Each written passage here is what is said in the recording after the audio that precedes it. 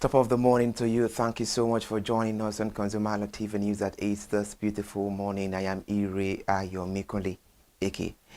Now let's move into the headlines. Federal government, state government and the local government area share 1.93 trillion naira November revenue. Inflation eases to 14.45% and OPS seeks the MSME credit support. And now the NPA report 1,085% export container as it surged in the third quarter of 2025. Thank you so much for joining us this beautiful morning. We begin the news at 8 as the federal government, state and local government council shared a total of 1.928 trillion naira as federation account revenue for November 2025. And this represents a sharp month-on-month decline from the 2.094 trillion naira that was distributed in October. According to a press statement released yesterday by the Director of Press and Public Relations and the Office of the Accountant General of the Federation, Bawamokwa, the revenue was shared at the December 2025 meeting of the Federation Account Allocation Committee held in the Federal Capital Territory, Abuja. And now the statement says, a total sum of 1.928 trillion naira in November 2025, Federation account revenue has been shared to the federal government, state and the local government council. Analysis by newsmen showed that revenue shared in November fell by 166 billion naira from 2.094 trillion naira that was distributed in October, and this represents a 7.93% decline month on month. Away from there, Nigeria's headline inflation rate eased further in November 2025 as consumer price pressure moderated under the new base year, according to the latest Consumer Price Index report released by the National Bureau of Statistics (NBS). The NBS said the Consumer Price Index rose to 130.5 point in November 2025 from 128.9 point in October, and this reflects a 1.6 point increase month on month. But the headline inflation rate declined to 14.45% year on year. That was compared with 16.05% that was recorded in October 2025. And this came as the organized private sector stated that the sustained easing of Nigeria's inflation rate to 14.45% in November 2025 would boost the consumer purchasing power and support the business activity.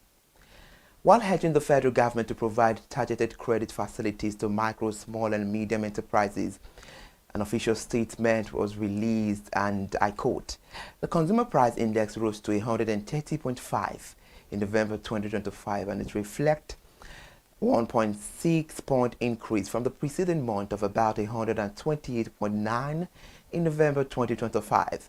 The headline inflation rate is to 14.45% relative to the October 2025 headline inflation rate of 16.05%. And now elsewhere, a new report says the Nigerian Port Authority said it has recorded 1,085% surge in the export laden containers as the total cargo throughput rose to 33.52 million metric tons in the third quarter of 2025. A statement released yesterday, the NPA stressed that the figure is one of its strongest quarterly performances in recent years, and the statement explained that operational data released by the authority over the weekend showed that cargo handled during the period got increased by 16.2% up from 28.84 million metric tons that was recorded in the corresponding quarter of 2024, and this reflects the rise in trade activity across Nigeria's port. Still talking on the news, further report added that container operations were a significant contributor to the improved performance, and the NPA recorded a dramatic 1,085% surge in the export laden containers as the total cargo throughput rose to 33.52 million metric tons in the third quarter of 2025. However, the total container traffic climbed by 18.9% to 346,931 20-foot equivalent units in the third quarter of 2025, compared with 460,038 TUS in the third quarter of 2024. But gazes at the federal government as the federal government plans to bankroll the construction of 3,700 telecom towers in rural areas, a move that is aimed at connecting millions of citizens who currently lack reliable mobile and internet services. The telecom operators often avoided sparsely populated rural areas due to the low profit potential and focusing instead on urban centers where investment can be recouped. The government intervention will extend the mobile and internet services to over 23 million Nigerians who presently lack the access. In regard to this report, the Minister of Communications and Digital Economy, Mr. Bosun Tijani, said the initiative has been approved by President Bola Ahmed Tinubu and the Federal Executive Council. A statement says, at a recent Federal Executive Council meeting, the President approved investment in close to 4,000 towers in rural areas and about 20 million Nigerians, mostly in the north. The north central and the northwest are currently unconnected. End of his statement.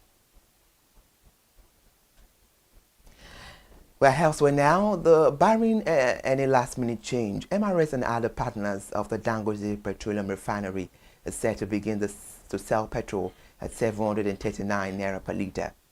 This comes 2 days after the refinery slashed its petrol gantry price from 828 naira to 699 naira per litre. While speaking at a press briefing at the Lekki refinery on Sunday, the president of the Dangote Group, Alhaji Aliko Dangote, said he was aware that despite the lower gantry prices, some filling stations often choose to keep the pump prices high, thereby sabotaging his effort. According to him, MRS would commence the sale of petrol at 739 naira per litre starting from today, while other partners would follow. Moreover, Dangote alleged that some officials had met with certain marketers and encouraged them to keep prices high in order to frustrate the price reduction, stressing that he would fight to enforce the new price regime. Away from Dangote now, let's talk about the House of Representatives. As the House of Representatives Public Account Committee yesterday summoned the management of Ibadan Electricity Distribution Company, the Benin Electricity Distribution Company, and the Port Harcourt Electricity Distribution Company over their failure to remit more than 100 billion naira owed to the federal government. This was done at a public hearing at the Federal Capital Territory, Abuja, where the committee issued a 72-hour ultimatum to the 3 electricity distribution companies to appear before it or face sanctions for what it described as persistent disregard for legislative summons. This was chaired by the lawmaker representing Ede North, Ede South, Egbedore Federal Constituency of Osun State, Egbedore rather, beg your pardon there, Federal Constituency of Osun State. Meanwhile, Bamidele Salam, the decision followed the consideration of an interim report presented by the chairman of the committee, subcommittee, and also Mr. Mark Obeta. The summoned news report says part of a broader investigation that was launched by the PAC on the 28th of August 2025, when 11 electricity distribution companies were invited to account for a cumulative debt of 2.6 trillion naira owed to the Federation account. And now the Nigeria Police Force has announced that it will resume nationwide enforcement of the tinted glass permit from the 2nd of January 2026. The announcement was made in a statement issued yesterday by CSP Benjamin Odeyin at the Federal Capital Territory, Abuja. According to the police, the decision follows a review of escalating security concerns, particularly the increase in the use of vehicles with unauthorized tinted glass to facilitate crimes such as kidnapping, armed robbery, and other violent offenses. The force noted that criminals had exploited the enforcement gap to conceal their identities, making the resumption of enforcement urgent and so necessary to strengthen the public safety. And if you're just joining us, this is ConsumerHallaTV News at 8. Away from that now, Nigeria recorded one of the highest volumes of cyber attacks in Africa in November 2025. This was made known according to a new global threat intelligence report released by the Checkpoint Research. The report shows that organizations operating in Nigeria face an average of 3,374 cyber attacks per week during the month, placing the country the second among the 4 African nations, and this was analyzed behind Angola, which recorded 4,251 attacks per organization weekly. Report says Kenya followed with 2,384 attacks, while South Africa recorded 1,863 attacks. The report further highlighted the education sector as the most attacked globally, with institutions recording an average of 4,656 attacks per organization per week in November, a 7% increase year-on-year. Meanwhile, government institutions followed with 2,716 weekly attacks, while associations and non-profit experienced a sharp 57% surge to 2,550 attacks per week. And beyond the traditional cyber threat, the report flagged the growing risk associated with enterprise use of generative AI tools. We're still talking on the news. According to Checkpoint Research, 1 in every 35 Gen AI prompts was submitted from enterprise network globally in November, as it posed a high risk of sensitive data leakage. And now let's join into the Federal High Court of Nigeria, where the Chief Judge of the Federal High Court of Nigeria, Justice John Tosha, has announced the judges of the court disposed about 16,019 cases out of 181,924 pending matters during the 2024-2025 legal year. The Chief Judge disclosed that 165,905 cases are now pending across the court divisions nationwide. Justice Tosha made this known yesterday at the opening of the 2025-2026 Special Legal Year Court Session of the Federal High Court, which was attended by newsmen. The development represents an update of the 161,999 cases that were carried over into the 2024-2025 legal year of the court. The justice explained that the disposed cases comprised 3,113 civil cases and 5,818 criminal cases, alongside 3,724 motions and 3,364 fundamental human rights cases. The Chief Judge stressed that analysis shows that the judiciary has performed well in the face of its expansive jurisdiction and enormous workload. He further noted that the court's outstanding performance is reflected not only in the foregoing figures but also in other sectors of the country, and citing Nigeria's improved rating by the Financial Action Task Force, which he attributed partly to the contribution of the judiciary. And now we're talking about education, where the Joint Admissions and Matriculation Board has begun the nationwide accreditation of 848 computer-based test centers for the 2026 Unified Tertiary Matriculation Examination. The exercise was announced by JAMB and commenced on Monday, December 15, which is part of the broad early preparations to ensure a well-standardization, security, and technical readiness ahead of the examination. The accreditation comes amid sustained efforts by JAMB to curb examination malpractice, improve the center quality, and also strengthen the public confidence in the UTME process. Moreover, in addition, the technical failures JAMB identified due to multiple cases of malpractice and fraud during the 2025 exercise, and this include identity and biometric fraud, as well as 244 instances of candidates engaging in so-called WhatsApp runs to assess the leaked questions, with some centers allegedly clouding in these infractions. The board says they removed 4 centers from the approved list of venues after identifying deficiencies in their facilities and operations, forcing candidates scheduled there to reprint their examination notification slips and sit elsewhere. The affected centers included Adventure Association in Kano State in the north, Sadat Rimi College of Education in Kano State as well, and 2 centers under Penta M&F Technical Services Limited in Sokoto State in the north. It's a wrap on the news this morning. Thank you so much for joining us on ConsumerHallaTV News at 8. Stay with us for the rest of the day and stay productive. I am Ire Ayomikole, aka join me live by the news at 10. Bye for now.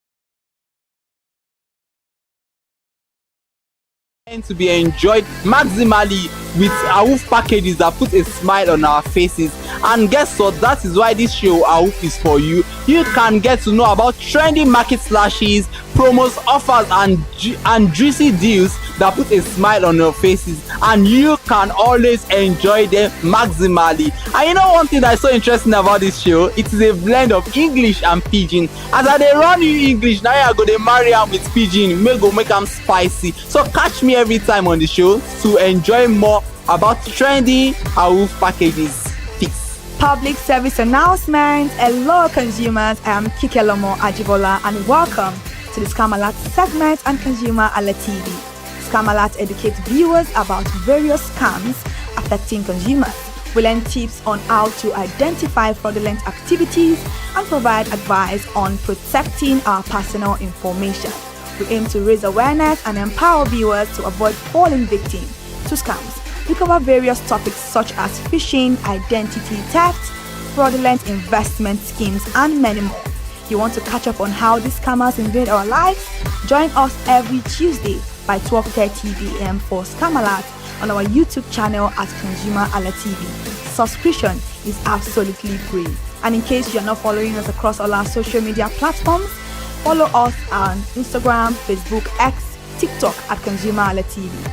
Don't say I didn't do anything for you this 2025. Bye. Welcome to In the Marketplace. We are taking you on a journey behind the scene of Nigeria's most vibrant market. From the sight and sound of the market to the stories of the people who makes it thrive. We will be sharing the untold stories that brings this market to life. Join us as we explore the history, challenges, and triumphs of the market vendors.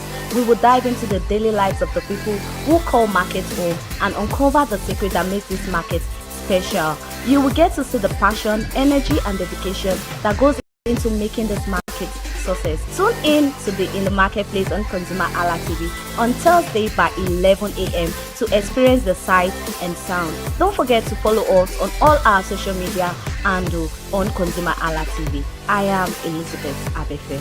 Hello fellow consumers, are you looking for a program where we give analysis about brands and a program where we project the voice of the consumer? Join my team and I on Consumer Analytics and Resolution Box by calling on the program to get your issues resolved. And in case you are wondering where Consumer Analytics and Resolution Box will be showing, please join us on our YouTube channel at ConsumerHallaTV.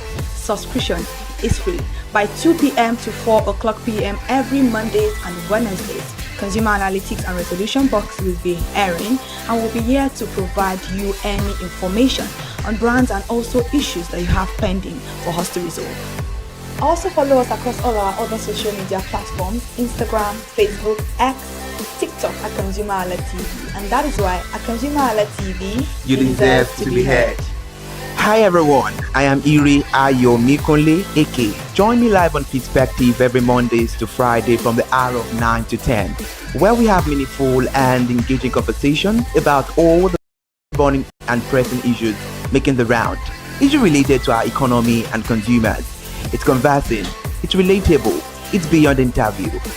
We have expert analysts who gives updated analysis about all aspects of a conversation.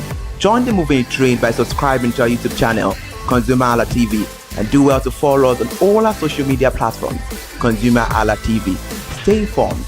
Thank you. I am Matilda Omenai. As you already know, Market Today is the show where we visit different markets across Nigeria, Lagos, to check out the prices of different things, ranging from household items to foodstuffs to cosmetics, electronics, every other thing. In a world of hustle and bustle, entertainment keeps us alive. And that is why at ConsumerHallaTV, we ensure you enjoy all around 360-degree entertainment program. Screen Time is the show for you, where you enjoy top 5 countdown, celebrity of the week, exclusive interview, and other segments. Don't mind him, he's just a jealous person. Oh, His new movie release, update, and screen time. I'm going to enjoy myself because this is my favorite time on the program. I get to recommend good movie for you, and I'm also waiting for you to recommend movies to me also in the comment section. Screen time is not just all about entertainment, it is relaxing and also educational. So that is why we are bringing to you Screen Time on ConsumerHallaTV. And in case you're wondering where to join us every Mondays by 5 o'clock p.m. at ConsumerHallaTV on our YouTube channel. Subscription is very, very free. And in case you have not followed us across all our social media platforms, please do so. We are begging you, on Instagram, Facebook, Twitter, and also TikTok at ConsumerHallaTV. What are you waiting for? Click on that follow and subscribe right now. And from the I to the R to the E to the M to the F to the E, my name is Iremofe Koforola, the man always clothed in wealth and strength. And I am ConsumerHalla Ajibola. Toodles!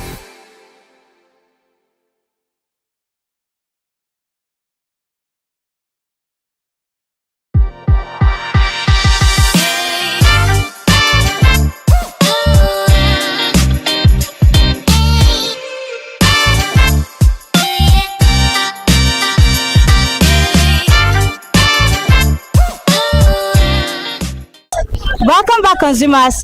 It's my favorite day of the week, and you know what that means. It is Market Today on ConsumerHallaTV.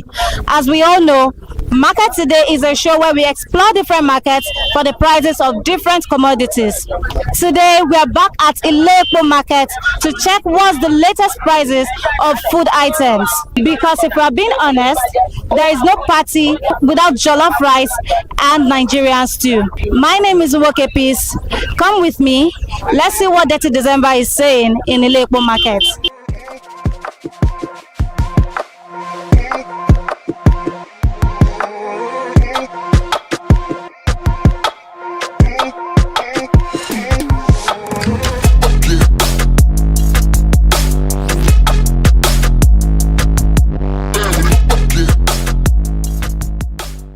Hello, good morning.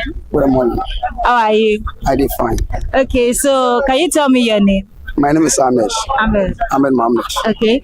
Ahmed, what do you sell in this market? I did selling onions. Onions? Yes. Okay. So, Ahmed, can you tell me how much you sell the onions? This one I did selling 1,000, I did selling 800, 700, 215. This one I did selling 15, 1 to 1,000. I did sell it. I did buy back inside markets, like I did buy 95,000. Which market? Inside this Ile-Epo market. This Ile-Epo market. You buy inside this market, yes, and then you resell here. Okay. You buy it 95,000 for the big bag or for the small bag? Big bag. For the big bag. Yes. So how much do you buy the small bag, if at all you buy? The small bag? Yes. Or you don't buy the small bag at all? Only big bag I buy. It's only big bag that you buy. Okay. Ahmed, how long have you been selling in this market? How long have you been in this business? If I buy I buy 95,000, I see 120 or 125, 150 separate. I get my own like 20,000 inside, 15,000, 25, 30,000 separate. Oh, okay. So that's how much you gain after reselling. Yes, okay. But how long have you been selling in this market? When did you start selling inside Ile-Epo market? Yeah. When did you start selling? When did you start selling inside this market? For under bridge. Okay, you started from under bridge. Then when did you come here? Okay, I come from Sokoto State. Abyssmont. No. When you started to sell inside this market, which time you started to sell? Okay, like how many years? Yes, how many years? I don't think like 4 years. 4 years. 4 years, and you've been selling onions inside this market. Okay, so let's say around May, June, July. What was the prices of onions? How much were you selling the onion by that time? For that time? Yes. At the bought is like at the bought 35,000, 40,000 with the buyer. Wow. For that time. For that time. Yes. Yeah. With the seller like 50,000, 55, 60,000 with the seller. So what about this year? Let's say May, June of this year. How much did you sell For it? November to December now. I will buy 95,000. I dey sell 100, 110, 120. Okay, but what of May? May. That time I buy 60,000. 60,000. Yes. I dey sell it 70,000. 65 I dey sell am. Okay. 70. Okay, so what made the price go higher? Is it because of Christmas or it's just the economy? It's because of Christmas. Christmas. Yes. So because it's Christmas season, you added price. Yes. After Christmas, it will come down. It will come down. Yes. Okay. And how has sales been for you? How have you been selling? Are people coming? Are you getting customers? Is there market? Are they getting customer? And some people they come, that is not my customer. Wow. They come and buy. They buy 1 plate, 2 plates. I sell like 5 plates, 2 plates, any amount. Okay. So is there any problem that you face inside this market that is affecting how you sell? Like, you get any problem with inside this market now with the affect It's you? only our payments we pay inside this company is too higher with the inside this market. So how much do you pay? We dey pay me if I sell for you, I dey pay like 3,000. 3,000. Yes, for this complex. How much would you like it to be? If I buy market today, Yeah. I don't finish tomorrow. I dey pay like 7,000 inside this complex. The money is too much. The money is too much. So Ahmed, if there was one thing you could tell the government to make this market better for you, what would you say? I want this government to protect us to find the place where it is the sell markets. Okay, to help you with shops. Yes. Okay. To help us to shop. All place that you will go sell our markets. Okay. That is no problem. You go sell them in our money is no good. Okay.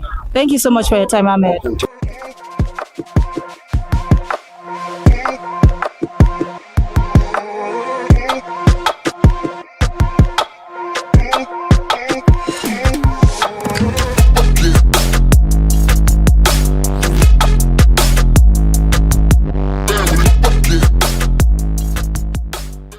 Hello, good morning. Morning, ma. Okay, so how are you today? I'm fine, ma. Okay, what is your name? My name is Musa Ibrahim Musa. Okay. Musa, what do you sell in Ilepo market? I dey sell tomato. Only tomato. Yes, ma. Okay, so Musa, can you tell me how much you sell your tomato? Yes, ma. I can tell you. Okay. This one I dey sell am 1,500. This one I dey sell am 1,000. That I dey sell am 500. So why is this one 500? Why is this one 1,000? Why is this one 1,500? Because of if I sell am, I want get something. Okay, it's not because maybe this one is big or it's small. It's because of the gain, of the profit you get from it. Okay. This one na big size, that one na small size. This one na lower size. Okay. Alright. So, how long have you been in this market? What do you say? How long have you been in Ilepo market? How long have you been selling here? When did you start selling here? How many years? Na just 1 year, ma. 1 year. Okay. So, when you started and now compared to now, do you think the price is higher or is it lower now? The prices of your tomato? Yes, ma. Come highest, can lowest. Maybe today you can highest, maybe tomorrow you go low. Okay. So the price is not stable. Okay. So Mohammed, where do you buy this tomato from? From inside market. You buy it inside market, then you come back here to resell. Okay. So how much do you buy a basket or a bag? Na basket I buy. I buy 25,000. 25,000 Yes, naira. So how much do you gain from it after selling? Like, what's your profit margin? I can get 10,000, 8,000, maybe 12,000. Okay. At any something I do. So do you think the price that you're selling now, is it going to be the same price you sell when it's Christmas period, or it will go higher? Maybe if I sell 1,500, after I can sell 1,000. Okay. Because of market, if they go, they come back. Okay. So please tell me, Is there any challenge that you face in this market? Is there any challenge that is affecting how you sell? Any problem inside this market that is affecting how you sell, how you buy, and then how you sell? Is there any problem that you face? No, no any problems. So you are okay with how this market is? You are comfortable in this market? Okay. So is there anything you could say to the government to make this market better for you? Yes, ma, it's better for me. You like it like this? I like it very well because of it. I get something I go solving my problems. Okay. So this market has provided you an opportunity to be able to sell and solve your problems. Yes, ma'am. Okay. So you don't have anything to tell the government to make this market better for you? Yes, now this market is better for me because of if I no do this market, I know where I go see money. If they say this market, I get money, I go solving my any problems. Okay. Thank you so much for your time. Okay.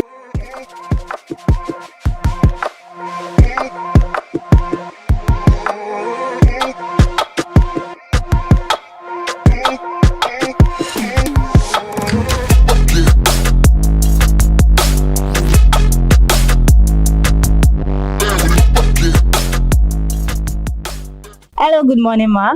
Good morning. How are you today? I'm fine. Okay, so can you tell me your name?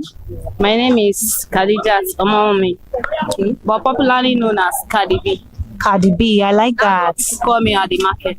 I like that. So Cardi B, what do you sell in this market? I sell Indomie table, onions chicken, Oriental, Hungry Man, and I sell oil.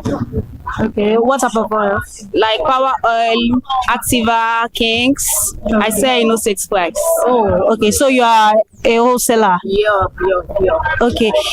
Cardi B, how long have you been in this market? More than 10 years. More than 10 years? Yeah. And this is the business you've basically been doing? Of course. Oh, that's so nice. So, can you tell me the prices of some of these items I sell? Like I said, I sell in 6 price. Okay. Like this. Okay. This is 9,003 for the 6 price. Okay. This one is 10,300. 10,300. Okay. Why Hungry Man is 15,005. Okay. That's the amount I sell. So that's how much you sell it for the wholesaler? For the wholesaler. Okay. So tell me, but why if I want to sell for the retailer, I sell 9.5. You sell 9.5? In order for me not to spoil the market for the people I supply. Okay. All right. I get that. So where do you buy this from? Are you a major distributor? Do you buy from company? Yes, or of course I buy from company. Okay. This is multiple. I bought it from multiple. Okay. So how much do you buy from them? I think I bought it at the rate of 9,200. 9,200. So we are just using 100 naira to supply. Wow. So how has this business been profitable for you? Very, very profitable. You know, like this, if I buy from the company, at the end of the month, I collect rebates. Oh, okay. Yes. Okay. That's what we are eating. This business. I like that. Okay, so I want to ask, is there any challenge that you face in this market that affects how you sell, how you buy, how you sell? No. You're comfortable in this market? Of course. Okay. So currently you say you sell at the rate of 9,300 for wholesaler. Yeah. But I sell 9,500 for retailers. Yes. Okay. So is it the same price that you sell now that you sold it in May, June, July of this year? Yes. So the price has not gone up? No. So it's stable? Yes. Oh, that's okay. So is there anything you would like the government to do for you in this market to make this space a better space for you? The only thing I think we need is in this market is electricity. Electricity. That's all. Okay. So how about Dirty December? How are you preparing for Dirty December? The prices of this thing, will they still go up? Are we looking at it to go up? No. It's not going to go up. So during the festive season, the prices will remain the same? Yes, definitely. Okay. Thank you so much for your time, Cardi B. You're welcome.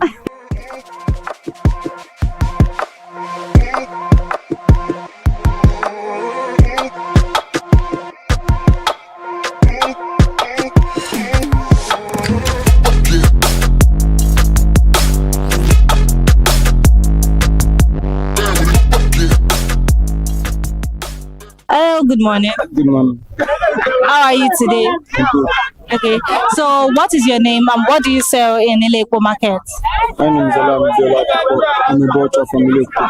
Okay, so you're a butcher in Ilekpo market. Okay. Can you tell me how you sell? How do you cut and sell this meat? That one is a long story.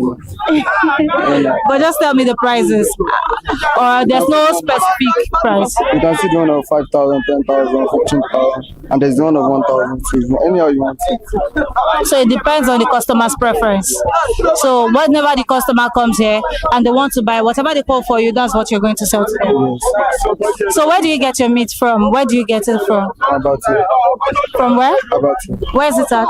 At Okoba. Okoba. So how much do you buy there?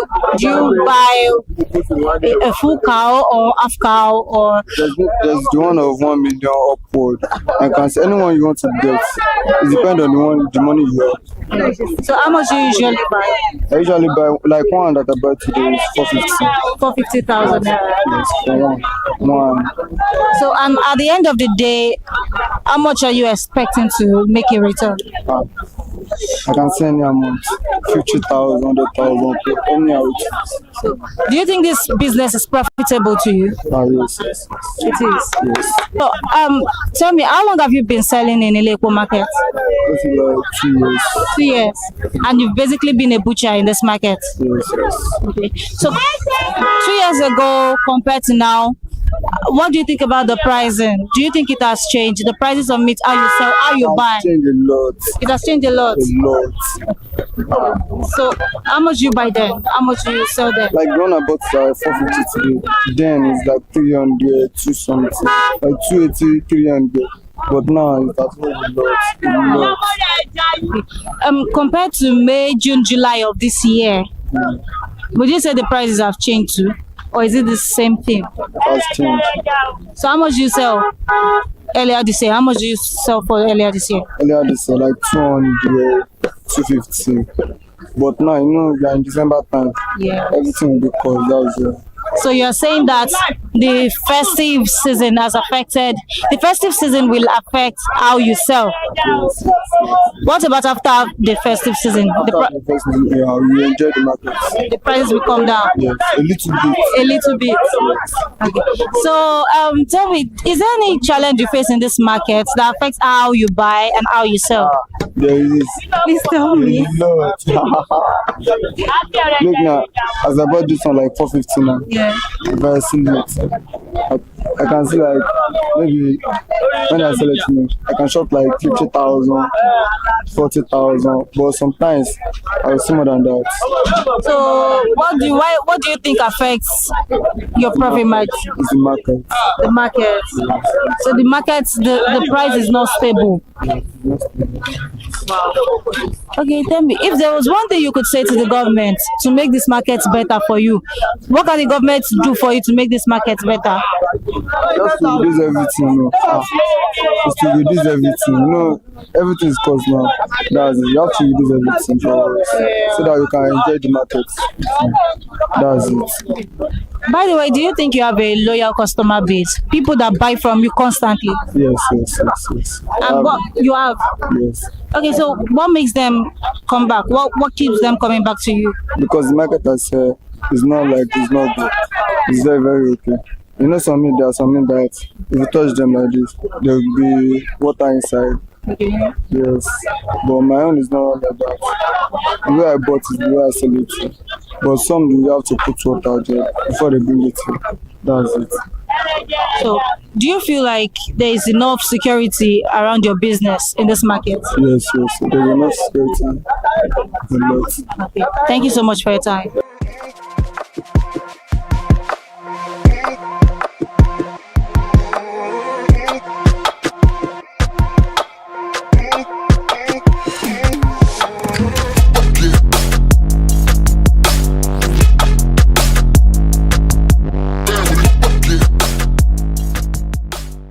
Hello, good morning, ma. Good morning. How are you today? I'm fine. I'm cool, as you can see. Yes. So, can you tell me your name, ma? Oh, my name, don't let me put honorable. My name is Adesanya Adebola Comfort. Okay. Mrs. Yes, Mrs. Adesanya. So, what are you here to do today in Ilepo Market? Actually, I'm here to buy some stuff, food stuff, and some other grocery. Yeah. So, are you shopping for Christmas or it's not your Christmas shopping? Actually, it's not yet Christmas, but I'm shopping to put a smile into some indigent people. Okay. To give them something for Christmas, by which I'm organizing the program like on Friday. So that's why I'm here to buy some stuff for them to give them as Christmas gift. As Christmas gift. Oh, that's so thoughtful of you. So, can you mention some of the food items you came to buy? Like a bag of rice, bag of berry, then like Indomie, soap, and some other things, oil, like that. Those are the things. Okay, I'm going to ask you, Mrs. Adesanya, what do you think about the market today, the pricing? Is it comfortable for you, or do you think the prices have gone so high? Actually, we will say thank God for this seasoning. Okay. Some of the prices go down. Okay. Yeah, like rice, some of them go down, but some of increases. But at least we have a balanced scale of reference here that at least if I cannot afford this, I can also afford that. Yes. So how much do you get a bag of rice today? That's 57. 57,000 naira. Yes. Is it foreign rice or local? It's good. It's a foreign rice. Foreign rice. So how constantly do you buy from Ilepo Market? Almost every day. Almost every day. Every day. Because this is the route I take to my house, so I usually buy. I just call my friend now. When she comes down, she also every day. Every day. Yes. So let's talk about 3 months ago, 4 months ago, May, June, July. Compared to that period, comparing now to that period, do you think the prices have stabilized or have they gone higher? Actually, I think the price comparing to the 4 months, 3 months ago, this season the price comes down. It's affordable. It's affordable right now. Yes, right now it's affordable. Unlike 3 months, 4 months ago, it's affordable. It's affordable. Okay, when we talk about Christmas shopping, when should the Ilepo Market expect you for Christmas shopping? Like basically like Saturday. Because when you come like 24, 20, the price will rise. You know our people. Even though they buy it at the rate of 100 naira, they want to say because of the festive, they want to say it at the rate of 2,000. Yes. So definitely by Saturday I will come for before the prices increase. Mrs. Comfort, do you have a favorite seller in this market? Someone that you constantly buy from? Yes. So what keeps you going back to them? She's friendly. Okay. And she's a trust somebody. She was, because I could remember I left some goods with her. I didn't buy the goods from her and I left it. She kept it for me. There was a time that I bought goods from her. The money is not going and she gave me the goods until when the money comes. She now called me that she has seen the money. If it's other people, they will say they didn't see the money. I still have to pay. She left the market with me and trust me with the market. So as a consumer, do you have anything that you want to say to the government to make, buying stuff from the market more easier for you, cheaper for you? Is there anything you want to say to the government? Yeah, actually, we have a lot to say to the government. Shey you understand? But for the fact that a Yoruba will say, "Oúnjẹ ni ọ̀rẹ́ àwò," shey you understand? Without food, we cannot continue with day-to-day activity. So we want to appeal to the government to help us as much as possible. We know they cannot do it all. To help us as much as possible to make all the food item prices to come down to the level of the non-privileged, to the level of the indigent that cannot afford 3 square meals. Like what I'm doing, I've been saving the money since last year December, that I just want to do something for them. You understand? It's not as if I have the money, but I'm making myself go hungry to feed them as well. So if they can help us for them to be able at least 2 square meals in a day, if the price of the food are low, at the low cost, they'll be able to afford this. So we are begging the government of Nigeria, our honorable daddy, Tinubu Ahmed Abimbola that she should please help us to reduce the price of the food. Thank you. Thank you so much for your time, ma. You're welcome. Yeah.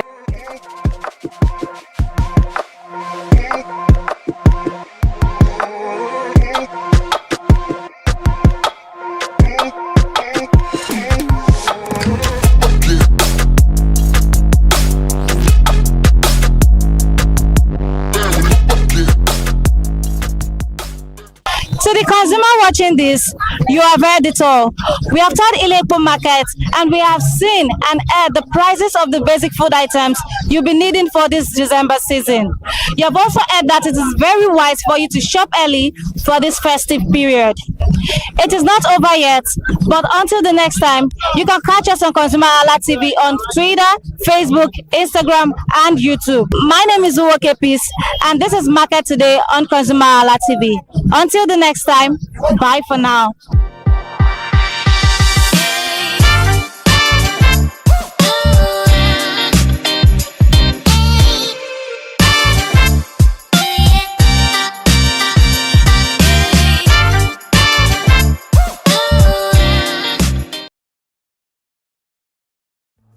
My name is Tunde Olufowora, and I'm the CEO of Brand Communications. We are we call the publisher or the owner of the new initiative called ConsumerHallaTV. ConsumerHallaTV is actually Nigeria's first consumer-centered, or called a consumer-centric television platform that aims to bring voice to the over 220 million Nigerians. It was a vision that came to my heart about 10 years ago. I remember that I was traveling. I traveled out of the country, on airline, and I had this unpleasant experience. It was a trip to an African country from Nigeria, and I actually went with a local flight from Nigeria. I wouldn't want to mention the name of the airline, and then it was to South Africa, and we landed in South Africa. And let me just paraphrase it. When I was coming back, I had some money, some dollars, and that someone had given to me to hand over to another person in Nigeria. So I wanted to help out. I didn't want to carry the cash on myself. So for whatever reason, I opted to. I had a small case, and I felt that it was safer for me to put the money in my luggage. So I put it in a safe place in my luggage, got everything intact, and I checked in my luggage. My arrival in Nigeria, I was standing and was waiting about the carousel just so that I could pick up my luggage, and then I was there for 1 hour and waiting for my luggage. I didn't know that my luggage already arrived, and it was one of the luggage that was moving around on the carousel. So after about 1 hour wait, I looked to my left and my right. Almost everybody had gone. I think there were just about 2 or 3 left. So I beckoned on the woman that was on my side, and I noticed she was really in tears. Madam, what happened? She said, her bag has just been torn and a lot of things stolen. So I said, well, I've also been waiting for my own. She said, you better go and check those luggages there. Maybe yours is one of them. And lo and behold, I went around there. Mine was one of them. By the time I got it, everything inside my luggage was gone. All the valuable things there were gone. To cut the long story short, we felt there was need for us to report the case, at least to the airline. It was in the night, about 8 o'clock or 9 o'clock. We went in to go and see the officer that was in charge As soon as we got in there, the officer said, "Oh, so sorry, but you will have to go to our head office in somewhere in Victoria Island, to lodge a complaint." Okay. So the next day we went to the Victoria Island and we lodged a complaint, and that was it. And since that day, I'm talking a story of over 10 years ago, I didn't get a call, not even a call from that airline to talk to me about what happened to my luggage. Now, about a month after that trip, I had another opportunity to travel out of the country. This time around it was to US, and it was an official assignment. And I flew on, I will mention the airline this time around. I flew on a BA. I really didn't like BA. I usually go with Virgin Atlantic and things like that. But my protocol officer convinced me and said, "Okay, you will love BA. Why don't you go on BA?" Anyway, so I went on BA to US. And of course, on our return from US to Nigeria, we had to do, of course, there'll be like a connecting flight, from Heathrow. So we got into London Heathrow, and then because it was through Heathrow that we went, and then so they changed since it was BA, they changed the aircraft this time around to a bigger one. I mean, clearly because there were more Nigerians, or more people that were planning to come to Nigeria, and then we boarded. Not quite 10 minutes into the flight, in the air, the aircraft started malfunctioning. The air conditioning compartment were not functioning very well. I was on what you call business economy. The whole of that business economy, all the way to economy side, the ACs were not working well. It was hot. And then I was watching. And then from that moment till we got to Nigeria.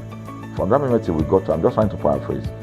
From that moment till we got to Nigeria, I could remember very well how many times the pilot, broke into conversation and had to apologize and say, "We're really very sorry about this." He was giving us almost every 30 minutes. There's always a kind of update. "So sorry, this is what we're doing now, this is what we're doing." While we were on that journey, I also remember an incident. So they came, the crew apparently couldn't resolve it. They couldn't manage the crisis or what was going on about it. They couldn't fix it. So they come up and said, "We're so sorry, but for all the inconvenience, we're declaring, free lunch, free whatever it is you want, you can get." So trust Nigerians, you need to hear how everybody were jubilating, But something struck me. The experience I had just about a month before, and this experience, somehow I started comparing them. I was trying to see how this matter will be managed. Again, to cut the story short, we landed in Nigeria on BA. Before we landed, the pilot announced and said that for the inconvenience, they will be giving a voucher of £50 to everyone that flew on that aircraft. I thought it was a joke. I mean, it was my first time with BA, but for what I knew or know of the British man would never even play with his 1 penny, talking of £1. So I felt that must be a joke of the year. So we left. I got back to my office. I think it was just about a week after. My officer, our guys in our mail room came up and said, "Oh, you have a parcel." So I said, "Parcel?" "Yeah." So they bought this parcel wrapped. I opened it and boom, I bought the document out. It was the £50 voucher from BA. So what's the tenor of this story? An experience with one airline was terrible. No apology. An experience with another one. Even though it was a bad experience, but it was very managed, well managed. So managed that even if we have suffered anything in that aircraft, you probably, for the sake of how they manage it, will have forgiven them. So that was how this journey started. So I started thinking, my mind, this is what we go through in this country. But are we different from other nations? So God put in my heart the idea of ConsumerHalla. That's why the Halla came with consumer. And we started that journey about 10 years ago. We started by creating a platform called ConsumerHalla, where consumers, so I discovered that Nigerian consumers don't have a voice. So things happen, and that's it. We live with everything. So we've started the journey from creating the platform. We have an app, we even have a magazine, and we thought we could move it from that to the next stage, which is the television. So the TV today, has come. So I would say precept by precept, line upon line, we have been able to build on our aspiration, to finally bring to birth this unique and exciting platform, So it's a digital telecast, and our goal is to further connect consumers in Nigeria to brands with insightful news, development within the fast-paced world of consumers. The world of consumers is growing at a very fast pace, So we want to inform Nigerians. We want to get them educated about their rights, So our role is that we're going to educate consumers in Nigeria, all right? So by bringing them specialized and what you call analytical, research-based content generation that will inform, educate, sensitize the audience, So that's ConsumerHallaTV. So I call it an offshoot of our ConsumerHalla brand. ConsumerHalla brand actually was the first we call it the first complaint or consumer complaint resolution portal. When we started it about 10 years ago, or about 7 years ago, it became the first complaint resolution portal. We created it so that Nigerians can actually lodge complaint on that portal. We spent a lot of resources to build a very robust platform where today, if you have any complaint, about any brand, any leading brands in Nigeria, and you go on that platform, you can actually click, just a click, you can find the brand, you can actually lodge your complaint, and once you submit it, that complaint will be routed to that organization, and within 72 hours, we will obtain feedback for you. We build it in such a way that we have connection to almost all the organizations, and it's been working. We've resolved several complaints for people without having to charge them any penny, because the idea is not to charge. So what we have done with ConsumerHallaTV is to take it to the next level. So we hope to change the narrative. We want to give the right direction. Nigeria has the largest consumer market in the world, with a population of over 220 million people. Why should we be the one that is suffering the most?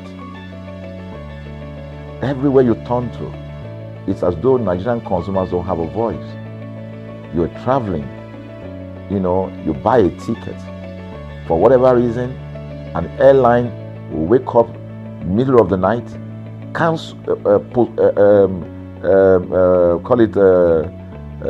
delay the flight for whatever reason, and then you'll be waiting at the airport for hours. You'll be there for 2 hours, 3 hours, no any explanation. Then while you're there, they can even wake up and say, oh, flight has been cancelled. So everybody carry their luggage and go home. nothing happened. Of course, things are changing. We must commend government because government is beginning to wake up, but there's still a lot to be done. And we believe that we can help to make, those, bring about those right changes. So we offer deliberately, part of what we do is that we also offer advocacy. All right, we're not just an advocacy organization, but we offer advocacy. We have a legal team. We have lawyers that are registered on our platform. All right, that can also take up cases. Okay, so and we've taken up many cases like that, and won those cases. So ConsumerHalla is a platform to help consumers to. We're not fighting brands, but rather we say we're bringing about an amicable, resolution of conflict, such that it will be beneficial to the consumers and also be beneficial to the brand. I remember the word of Jeff Bezos. Bezos is the founder of Amazon. He said that the most important single thing, all right, for an organization is to focus obsessively, use the word obsessively, on the customer. We often say that customers is a king. They should sit at the top of the ladder. In our environment, customers are the ladder. A brand wakes up today, decide what product to produce. They wake up today, decide how much the consumer should pay. They wake up to decide everything for consumers. So consumers are just at the receiving end, and yet they are milking the consumers. There's no price regulation in this country, none. People just wake up and fix prices. Look at power. Government wakes up, we change policy, we wake up and we get people to pay more. We think it's time for consumers to begin to speak out. In speaking out, in engaging, we can get the brand to begin to do what is right. And of course, I know that the consumers themselves need to be educated. So our role, our vision also is to ensure that we educate consumers, we bring awareness. A lot of Nigerian consumers don't even know about their rights. You buy a product from a supermarket. I've had this experience. You buy a product from a supermarket, all right? For whatever reason, you take that product back to your house, and maybe something went wrong somewhere. By the time you take that product back to the shop where you bought it from, and you say, "Oga, this thing, you know what's going to tell you? Oga, na me make am. Na me make am, that's why I buy am." Meaning that there's nothing I can do to the product. So you lose the product, then you lose your money, because the money is not refunded. The product you can't use. Only in Nigeria. Only in Nigeria. Let me give you another experience I had. In the course of this, because I went around, in doing this. I was in US, I was in UK, I was in South Africa, I was in Germany, just because of this, to just study the environment. I was in a friend's house in UK, in London, and then what happened? We were going to go out, and he was going to dress up. So he said, to me, I was seated in his sitting room. So he said, wait a minute, I picked up an iron, that's the pressing iron, 2 days ago or so from a store. Let me try this, let me just try and use that to iron my shirt and we can go out. So I was seated, the TV was on, I was watching.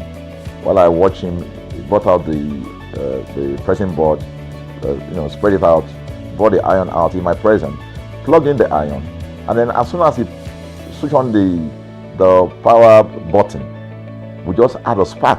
Boom! The guy was raged. Then he goes, What just happened? So he said, No, these guys are in trouble, they're in soup. I was thinking, what are you going to do? I was trying to compare that experience to what would have happened in Nigeria. In my presence there, he opened the pack. There was a card inside it. Inside that card was a call, number to call. And he called the shop or wherever he got the thing from. I was hearing the conversation that was going on. And all he said to them on the phone was, look, by the time he even called, clearly because they already, through the call, they could trace where he was calling from and who was calling. He said, yeah, I picked up this number, I picked up this iron yesterday, and guess what? I just plugged it to power, and then the thing just, stopped, didn't work. At the other hand, I could hear the voice, oh, we're so sorry. We're sorry about that. And they said, this is your address, yeah. Don't worry, we'll get you a replacement. All right. So my friend ended the call and dropped the. So I said, so what's going to happen? He said, don't worry yourself now. Shebi, we're here. They will bring a replacement. I said, they will bring a replacement. He said, yes. I said, they won't even try to check whether it was your fault, because it could have been your fault. Maybe you didn't do something well about the first. No, it can't be his fault. Shebi is a brand new item that he bought. While we were still talking, in fact, I'm not even sure it was up to 30 minutes or so, we had a knock on the door. He himself said he must be the dispatch person. By the time he opened the door, it was a dispatch man that was on the other side. And then the dispatch man was at the door. Just watch this. Was at the door. I was seated in the sitting room. The guy was at the door to meet with the dispatch guy. The dispatch man that brought the replacement iron, I heard him say, we're so sorry. So I was so shocked. I mean, a dispatch man, this guy is a dispatch, so also apologize. I was so touched by it that even a dispatch man was so trained, to tell the guy, we are so sorry. And guess what? He brought the replacement iron. By the time my guy opened the iron, it was a bigger size iron. So they replaced with a bigger size iron. The guy never asked for the one that went bad. He didn't say, okay, where is the other one that we gave to you, so that he could take it back? No, he just bought a new one and gave it back. So I asked my friend, I said, can you interpret this to me? He said, here in London, if they didn't do this, they know the next thing I will do. So I'm just going to grab a lawyer. And I'm going to tell them they've destroyed something in my house. By the time I'm done, they will pay through their nose. Because the consumers are conscious of their rights. In Nigerian consumers, even those who are aware, won't even take the battle up. Everybody just go, what can we do now? Today they wake up and ban this. What can we do now? So we're going to change the narrative. We have to stand up. So the vision of ConsumerHallaTV is really to create an engagement platform that constantly mirrors the minds of consumers and provide right connections for meaningful brands in Nigeria.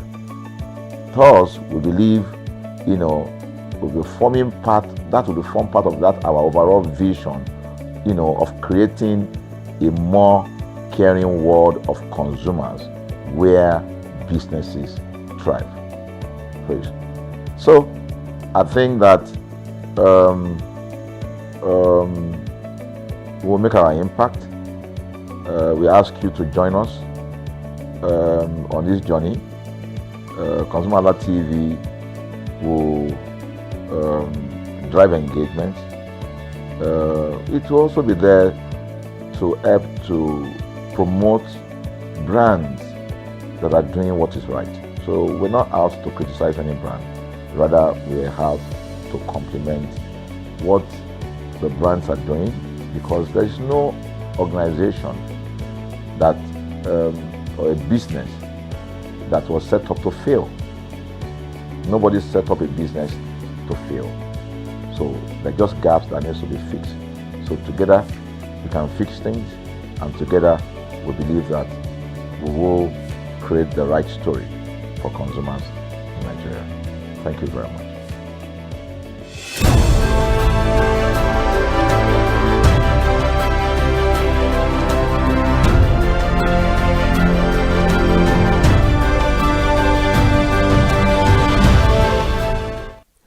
Good morning, Nigeria. Thank you so much for joining us on Perspective, the breakfast show on ConsumerHallaTV, where we talk about all pressing and burning issues making the rounds. I am Ire Ayo Mikule Eke, and today will be quite special because I'm not the only one on the conversation this morning. Kike, good morning. Good morning. All right. Now, thank you so much for joining us on the conversation. Happy New Month. Happy New Month. All right. Actually. Okay. I'm sure you're ready for the conversation. I am. This is my first time on Perspective. All right. Good Let's then. go. Let's kickstart. On today's edition of Perspective, we'll be Meto Decal a bit because we'll be looking into the crucial role of a medical laboratory scientist in the fight against the antimicrobial resistance. And the medical laboratory scientists are key players in fighting antimicrobial resistance, AMR, I beg your pardon. They use tests like microscopy, culture, and the susceptibility to test the identify pathogens, which are the bacterium, virus, or other microorganisms that can cause disease, and also to guide treatment and track the resistance patterns. This helps preserve the antibiotic effectiveness and protect the public health. Simple actions like seeking proper diagnosis and avoiding self-medication, which can make a big difference. And for more insight on the conversation this beautiful morning, we have Mr. Oluwafemi Peters Oladele, who will help us understand the importance of this conversation relating to our economy. It's a pleasure to have you, Mr. Peters. Thank you so much for joining us on the conversation. Thank you so much for having me. All right, then. You look dap. Thank you. All right, are you ready for the conversation? Definitely. All right, good. Now let's get into it. What are the most common misconceptions about AMR, and how can we address them in Nigeria? So, the biggest one would be the common knowledge which we are driven by at the start of the word, which is that every ailment, every sickness is malaria or typhoid. Yeah. So this belief has driven us to everyone being physicians of their own. You'll see a mother who sees a child, I have a headache, I feel hot, and just runs to the chemist, yeah. to, not even the pharmacy. The chemist, that we call in Nigeria. A chemist, just a roadside shop to get medication, anti-malaria, antibiotics, to just get them treated. And once they feel that, okay, this person, the fever has broken, no more headache, they stop the medication.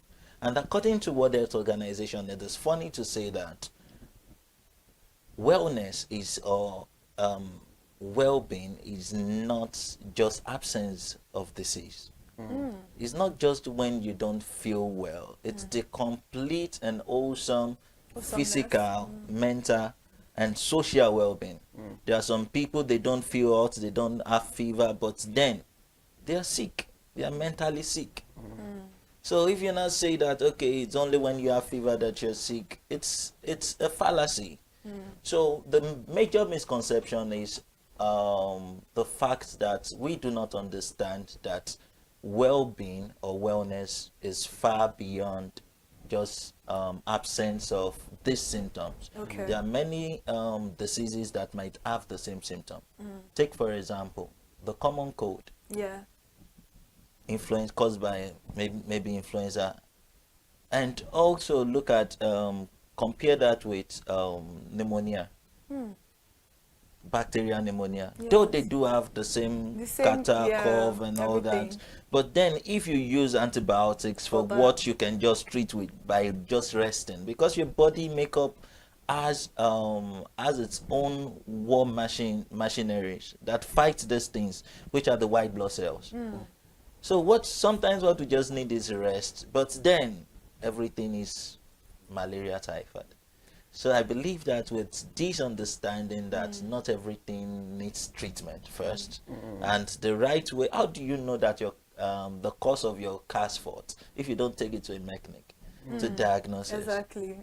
So we just see ourselves just doing things just because we feel like it. I think we even take care of our cars more than we take care of ourselves, because we all know that you cannot just open your bonnet and start going through it. But when it comes to our body, ourselves, which is actually the engine of life, we don't get to take care of it as much as we do other things in life. But before we continue on the conversation this morning, I want to actually understand what AMR is.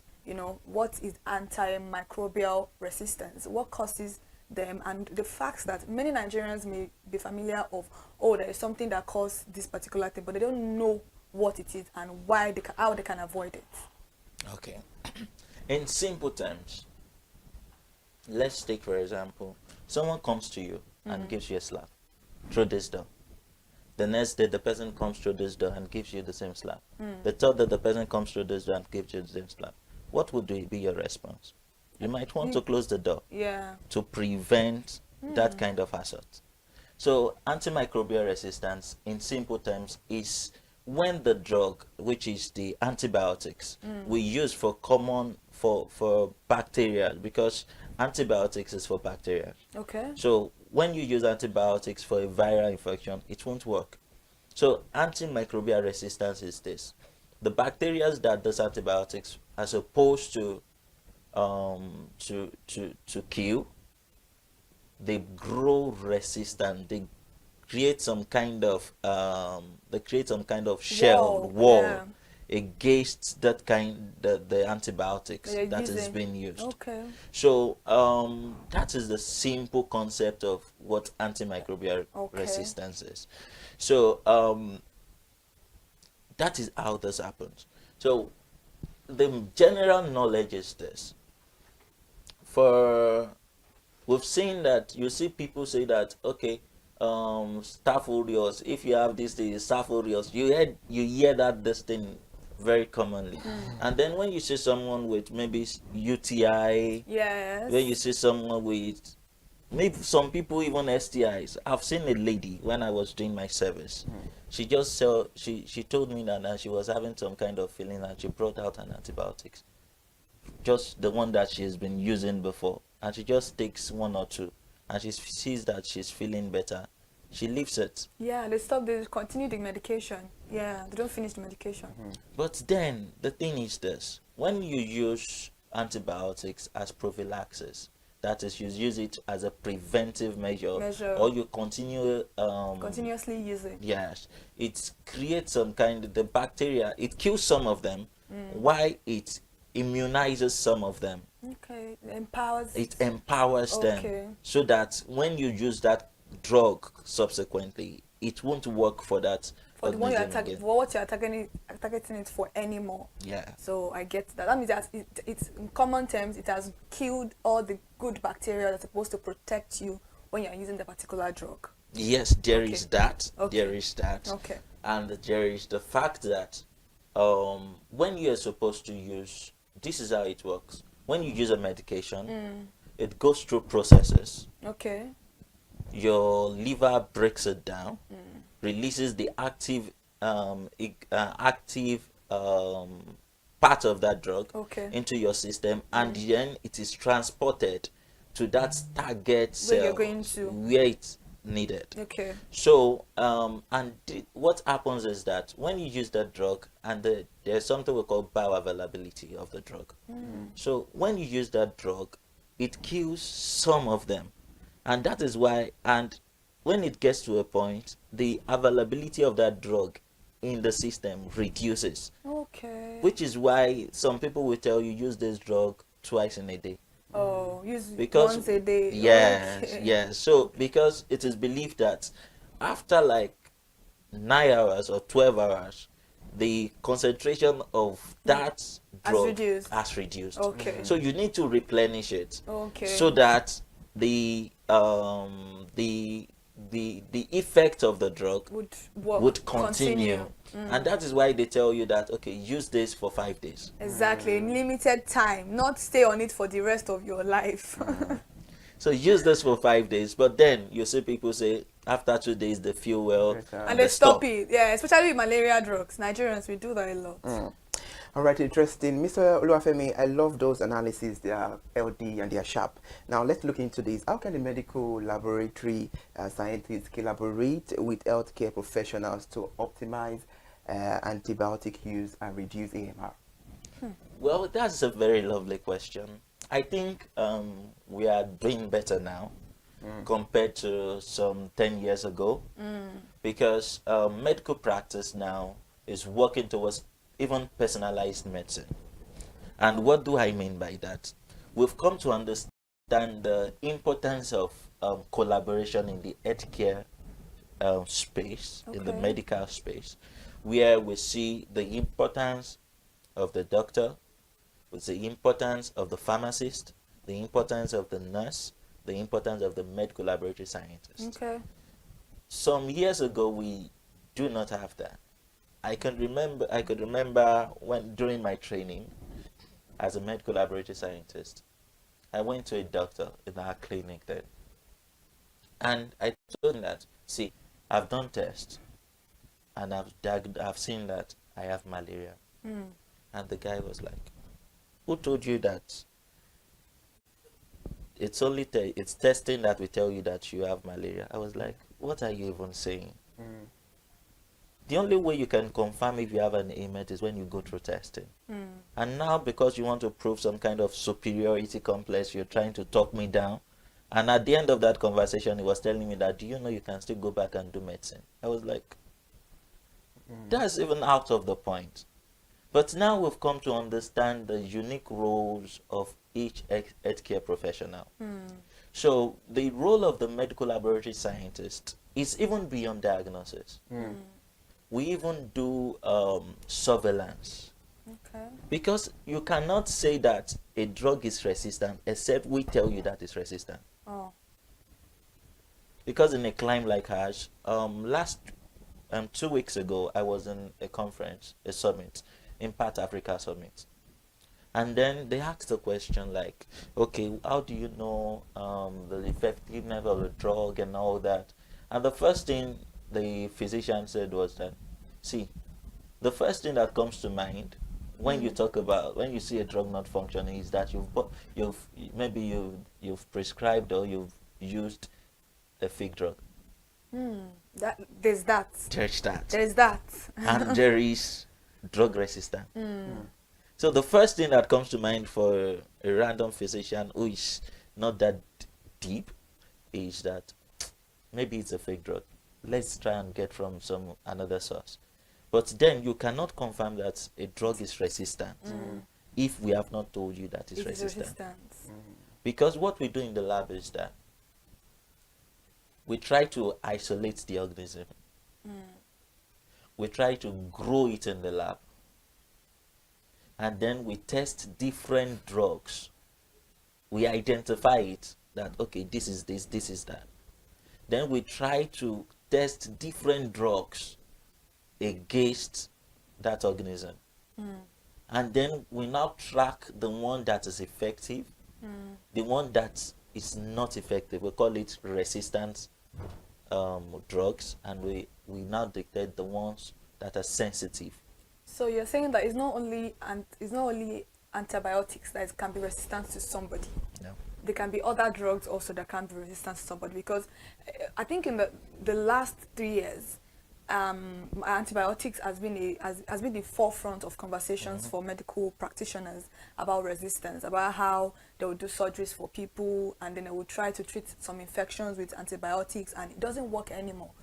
All because of the fact that the people, Nigerians, we tend to use a lot of antibiotics. I don't know who is prescribing it for us, but any little thing we are going to, just like a UTI you mentioned, most ladies will tell you, I'll use Flagyl 400 and then I'm good to go. You didn't go to the hospital to know whether you can use it. You didn't even know whether you can take injection for it, because a lot of people think infection is stereotype alone to sexually transmitted disease, whereas you can get UTI as a lady in a different form, but they don't know. Maybe they are shy to talk about that with their doctors. Maybe they don't want to be judged, because most of them will be like, why would I go to the hospital to go and tell a male doctor or a female doctor that I have? They'll be like, oh, maybe I am loose. Those are conversations that medical practitioners need to actually have with different people. They need to bring out this awareness that there's some illness that is not even associated to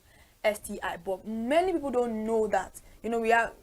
according to maybe research or statistics, is common for women to actually have infection.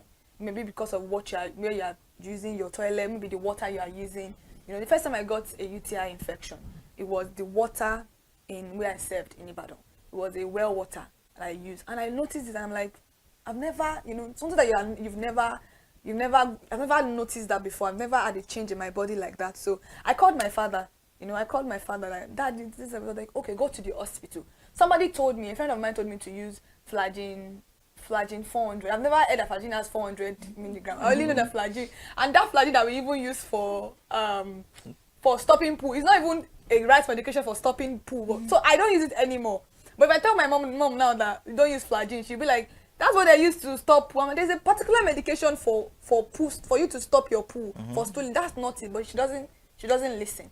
So I called my father. Was like, no, go to the hospital, go and check what's wrong, because I just explained my symptoms to my female friend, and she was like, no, just use flagyl, that's it. So maybe she has gotten it a lot of time, because that was the first time I was getting it. So I had to go to the hospital, and when I got, they were like, oh, buy a grapefruit or a grape wine, make sure you finish the whole bottle, and just come for 2 days medication, 2 days injection. And I went, and in that 2 days that was, and when I told her, I was like, are you sure it's gone? Because I treat mine sometimes for like 2 weeks. And I'm like, you can see the difference of someone that went to the hospital, and the doctor even explained to me that sometimes if you take a lot of grape, or what they call it, this grape juice, it tends to help your bladder release more, because you are forcing your pee, it's not coming out, but then your bladder is full, but because of the fact that you have a little bit of obstruction, that is the reason why. So just make sure you always take grape fruit, or I can't remember the name of but it tastes like grape. But I remember I took that Eva wine or something, that red one. That's what he recommended and I don't think he even gave me any medication. It was just those 2 days injections, and that was it. But for my friend, it was a different experience entirely. So it could be that for her now, maybe she's already getting that resistance that you are talking about. But how can you be on that flagyl is very bitter. So I don't know how you're using it for a whole, and she's telling me 1 in the morning, 1 in the night. So you're telling me I'm going to use like 3 sachet for like, because I'm treating something. No, that's not going to work for it. So that's why I'm very particular about. It's not now just about antibiotics. There are also other medications that you can actually develop resistance for. Yes, there are actually other resistance is resistant. It can be to a viral drug, it can be to many kind of medications, any kind. But the most common one has been antibiotics. Okay, because that's what is very common. That is the most common one. And people just believe that if it has worked the first time, it will work the second time, which is not entirely true. The body has, take for example the UTI, the body has good microorganisms that actually protect you. But then when you use antibiotics indiscriminately, you kill them. Those are the good bacteria I was talking about. Okay. So you kill them, and then you allow for these bad microorganisms to be playing ball. All right, interesting. Mr. Olafemi, while making your analysis the other time, you made mention of the role of the laboratory, and you made mention of surveillance. Now, let me ask you, can you please elaborate on the role of surveillance in tracking resistant patterns and informing public health policies? So, like I said the other time, we've had a lot of policies around antimicrobial resistance, which has helped also in preserving and protecting higher burden on our healthcare system. Because currently, you will talk about brain drain. I saw a consultant, I think nephrologist, saying that in the current statistics for consultant nephrologists is 1 to 1, is it 1 million in Nigeria? Now imagine a situation whereby, and what happens when antimicrobial resistance occurs and we do not track it down now is that it increased hospitalization rate. People will keep on coming back and coming back and coming back to treat the same thing. And it increases the burden on our healthcare system. The same time a doctor would used to attend to like other people, they will keep on using it to attend to same persons.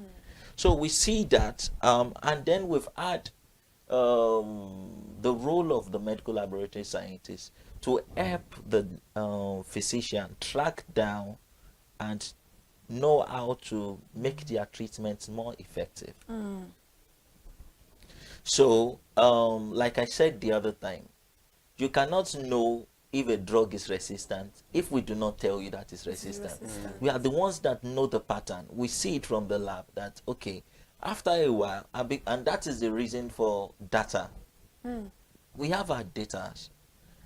So we see it from pattern that, okay, over a while, and for example, we have MRSA, which is the methicillin resistant Staphylococcus aureus, which is being tracked right now.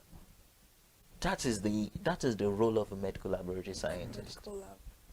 So we see the pattern, we see the drugs that are being resistant to these things, and then we alert the policymakers that, see, these are the drugs that we've seen over time that is becoming resistant to this class of organisms. So it involves and it informs them of the kind of policies that can be taken to prevent these things. So in the National Action Plan it took effect from last year 2024 to 2028, over a 4 years period. There is the antimicrobial stewardship, which is a policy that promotes the prudent use of antibiotics in both human and animal. Do you know, shockingly, that one of the major contributors for drug resistance, this particular question, is from animal. I wanted to ask you about agriculture, livestock. That's where my question is going to come from, because it's very, like, I'm aware of the fact that the medication they use in treating what we ingest can also cause a lot of antibiotic deposits in our body. So I wanted to ask you that. I wanted you to even explain in great detail how that's, because a lot of Nigerians consume chicken, beef, pork, stuff like that, and these are the medication that these what will I say? Will I say the owners of this poultry, they don't even have the knowledge. It's not as they have a veterinary doctor that is taking care of their livestock. They just let me just put antibiotics.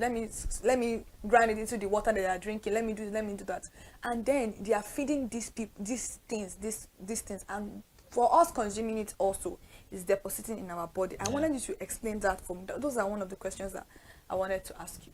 Okay, so you see, we in this our country, we are used to, we believe so much in knowledge that we don't have. Some of us, we've turned ourselves to doctors, we've turned ourselves to veterinary doctors, we've turned ourselves to mechanics, we've turned ourselves to talk about anything. Talk about trades. So, and this is creating more harm than good. It is very right that antibiotic deposit comes from this livestock that we consume. Talk about cows, chickens. And all that. So sometimes the antibiotics being used for this treatment in these poultries, sometimes they are used for prophylaxis. That means they don't see anything happening to those chicken or those birds or those. Before anything happens. Before anything happens every and all morning. That. And that puts the drug deposit in the meat that is produced from this So livestock. no matter the cooking that you cook is still going to be It's there. still going to be there. It's not an organism that dies by maybe you eat them, you subject them to high temperatures and all that. No, that doesn't happen. So that means this particular drug doesn't have any effect, like negatively, because if they are giving It does. So no, I'm talking about the livestock, not us. Yeah, Okay. it does have a very, very bad effect on us because that's what I'm talking about right now. I'm talking about the livestock because I'm wondering how an animal will be taking this thing, and then we, the last consumers of this thing, are going to be the ones suffering from it. So that means maybe it doesn't have any effect on the animals, or what? Why exactly are they giving the animals those things?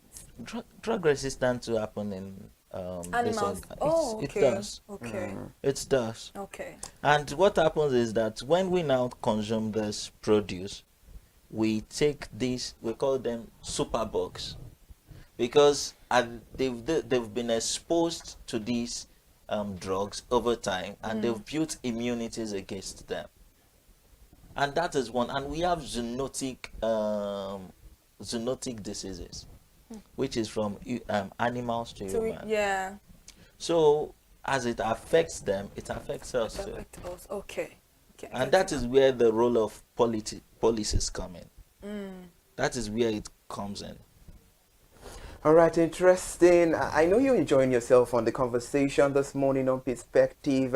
We're discussing the crucial role of medical laboratory scientists in the fight of antimicrobial resistance, and we have Mr. Oluwafemi Peters Oladele on the conversation.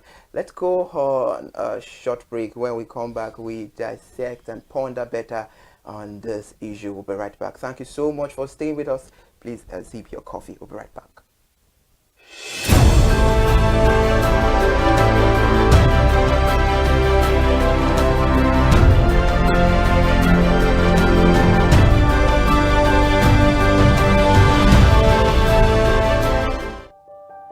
Hey there, do you know in the world today, everyone is a consumer, and as consumers, we all have the right to be heard.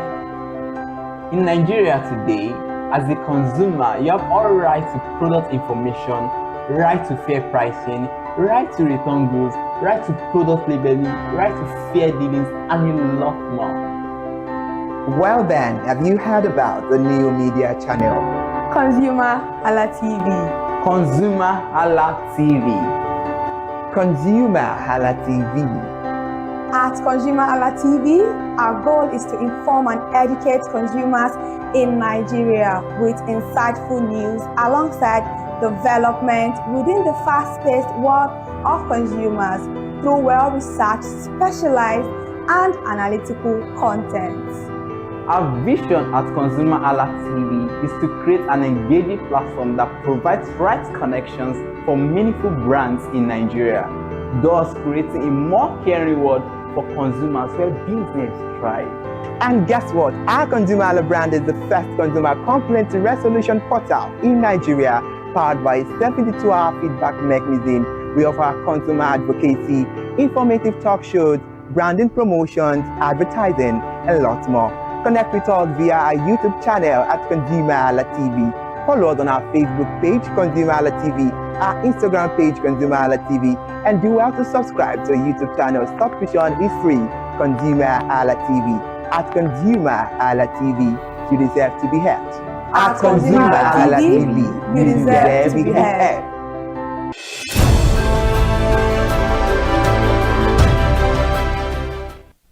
Well, I appreciate you for still staying there and watching Perspective on ConsumerHallaTV. This is where we have discussions about pressing issues and burning issues making the round. And on the conversation, we are having something important that it's crucial to talk about. That is the crucial role of a medical laboratory scientist in the fight against antimicrobial resistance. And we have Mr. Oluwafemi Peters Oladele on the conversation. Now let's get to it. What are the implications of AMR on Nigeria's healthcare system? So when we talk about the how this directly affect our healthcare system. One of the things we'll talk about is the effect of AMR, which is treatment failure. You notice that you keep on treating the same thing over and over again, and then this is increasing the burden on our healthcare system. So take for example, another topic is this typhoid thing. When people say that I have typhoid, and I have this thing, I have that, how do you know you have typhoid? Because before you have typhoid, the way you ingest salmonella is, have you taken any dirty water? Did you, how are you sure that? You can't even assert. If you have typhoid, you won't be the one to tell us you have typhoid. So you just say people just when they feel fever or they are pooing, they tell you that they have typhoid. Or diarrhea. Or diarrhea. which of course increases the burden, the healthcare burden we are faced with in the healthcare space, where treatments now fail. We are now burdened with the fact that researchers will now have to look for new drug that can treat these infections. All right, I love this conversation a lot because it has to do with the daily lives of we Nigerians 24/7. And now you've told us about the implications of AMR on the healthcare system in Nigeria. So what step can Nigerians take to prevent AMR? And how can we promote the awareness? Because she mentioned about the awareness earlier on and about responsible antibiotic use, because there is a whole lot of misuse outside there.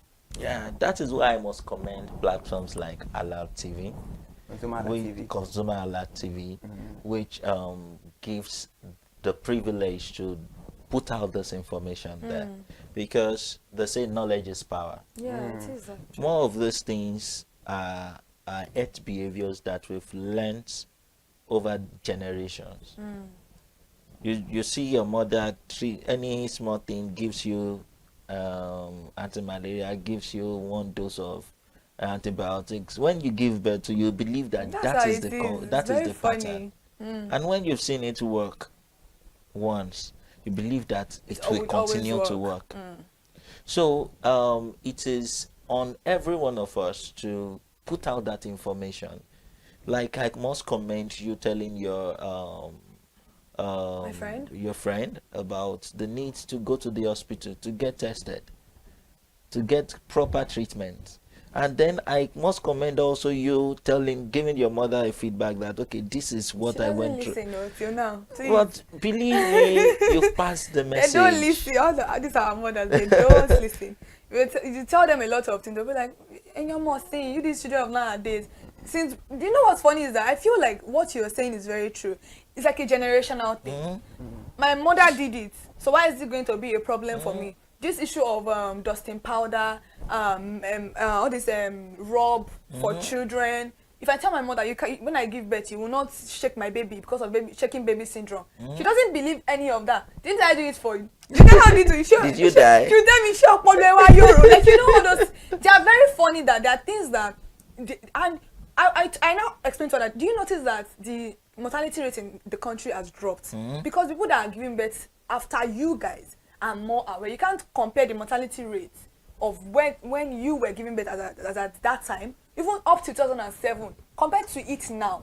Even we losing mothers now, some mothers already have their birth plan. They will ask you, do you have blood in store for me? Because they are informed of all of these things. So, but the older generation would not listen. They would not listen to you because we have that issue. And these are issues that I feel like the public healthcare system needs to address. Maybe there's a need for just not taking drugs to rural area. There is a need for proper education.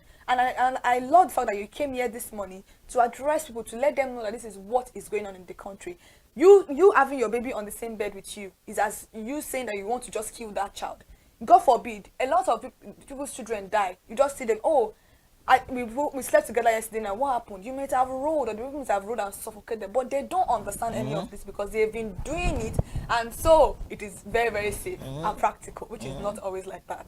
Very true. All right, now, what do you think is the fears of Nigerians that make them neglect hospitals and laboratory when they are feeling ill and prefer to do self-medication, because this is becoming alarming, and right now we need to create that awareness that what you're doing is bad, and it's high time people stop it and do the right thing at the right time. You see, one of the things I must commend the Lagos state government for is their role in helping to reduce payment of healthcare services out of pocket. Okay. So you see the Lagos state, what do they call them now? I think, is it Lamasa or something, that are in charge of HMOs, Lagos State HMOs, Health Management organizations. Yes. So you see them going to rural communities to tell them that, okay, you can be on this platform and then you don't need to pay for healthcare services. A lot of them just, actually.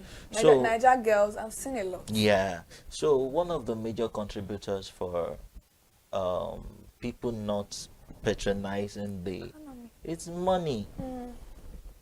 And would you blame them? No. Because the economy has affected the healthcare system too. Take for example, some years ago, I'm a medical laboratory scientist. One of our reagents used in testing HIV used to sell for 18,000 naira. Guess how much it is now? Just to test for HIV. As in the kit used for testing. How Guess how much it it is now? How much? 120,000. I was thinking about that. 18,000. From 18,000. That was when? That was about a year ago or a year and a half. That's 2023. Let's say 2023. Let's say 2023. Wow. Now it's 120,000. Where would the money come from? People will pay. So one of the major reasons why people don't use healthcare facilities is because of money. And then the solution to that is we should encourage our people to be on HMO platforms. So it's not only because many people think HMO is just for office people, 9 to 5. No. So it's not just for office people. No, it's not. It's not. It's not. With the policy in Lagos State that every worker must be on HMO. If you are employing more than 5 staff, you must place them on HMO. So Ilera Eco is also like an HMO. Yes. Because I know that Ilera Eco, I think it's for elderly. Is it just for elderly people? It's just no, it's for everybody. Okay. That one is for reducing the money. But it only works for public hospitals, right? Yes. Okay. You've commended the Lagos state government in charge of HMOs and all of that. How can the government and the private sector support the medical laboratory scientists in the fight against AMR? Okay, one of the things that we can do, and we that will help the system, is for research and development. Okay. Because when this occurs, new drugs must be discovered. And also funding. Help our system to get funding so that we can help better place our healthcare system. So there are many ways, and help in surveillance also. So these are ways that the public and private partnerships can help in curbing this particular issue, because it's a menace. It is a menace. According to the World Health Organization, about 1.2 million people face this yearly. Yearly, not the total. Wow. All Sorry, right. before you go, because I know we are almost at the end of the program, I want you to help educate the audience watching right now at home, and people are going to still watch the program after we are done with this program, about the fact that AMR is a very important conversation and it's a very important issue that is affecting us. Does it have a cure? These are things I know many of us will want to know. is it curable, or once you have that particular resistance, you have to be placed on other diagnoses? Well, antimicrobial resistance for organisms, it's not curable, and it's not, how do I put this now? Malaria is UTI is an infection, it's a disease. STIs can be diseases and all that. But for antimicrobial resistance, it can happen across board. It can happen to just anything, any disease. So if you are resistant to a drug, the thing is that we try to get other drugs that can work for you. That's what you're talking about, the personalized medication. So, and that's a lot of money, more than the one you're supposed to avoid. The thing is that if a drug A doesn't work for you, we look for higher strength, which will cost you more money. You could have avoided that by going to the hospital or by going to a laboratory to, you know, check on what is going on. So what we are saying is that if you develop this particular resistance, which is AMR, antimicrobial resistance, there is no cure for it. So you need, you and your medical team need to look for other medications that would work for you. And trust me, if you don't know that you have this particular issue, it is also an issue that can lead to death. Am I right? Yes, yes. Because there's some people that go for major surgeries and then they have infection from those surgeries, but you cannot treat them with antifungal or anti-malaria anymore because you're already used to that particular one and it's not working for you.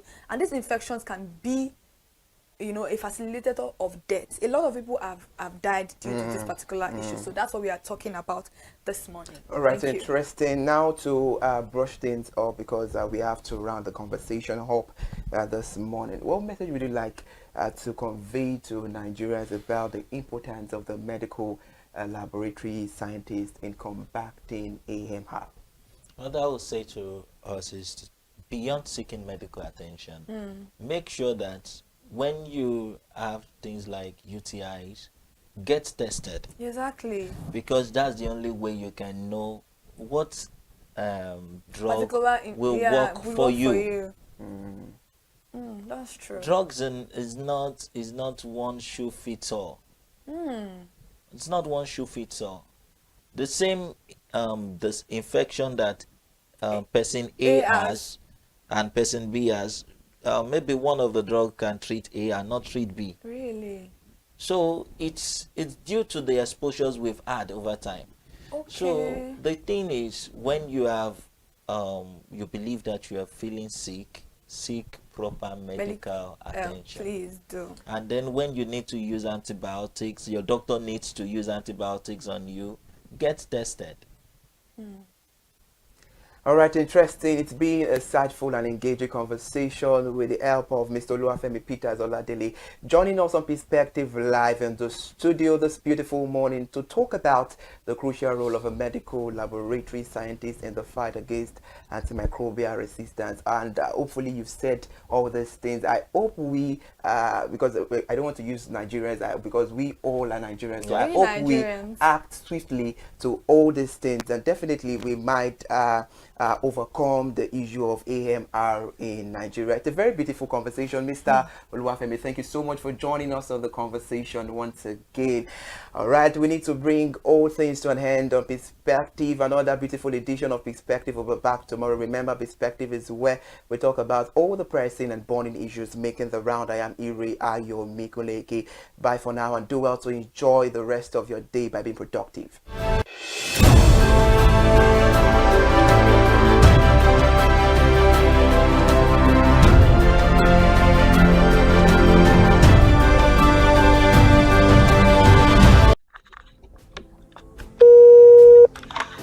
Hello consumers, you have the right to be heard, absolutely. So join us on the conversation, share your brand experience, where you tell us all your experiences about brand on the outer world via our YouTube channel every Wednesday from the hour of 4:20 to 5:20.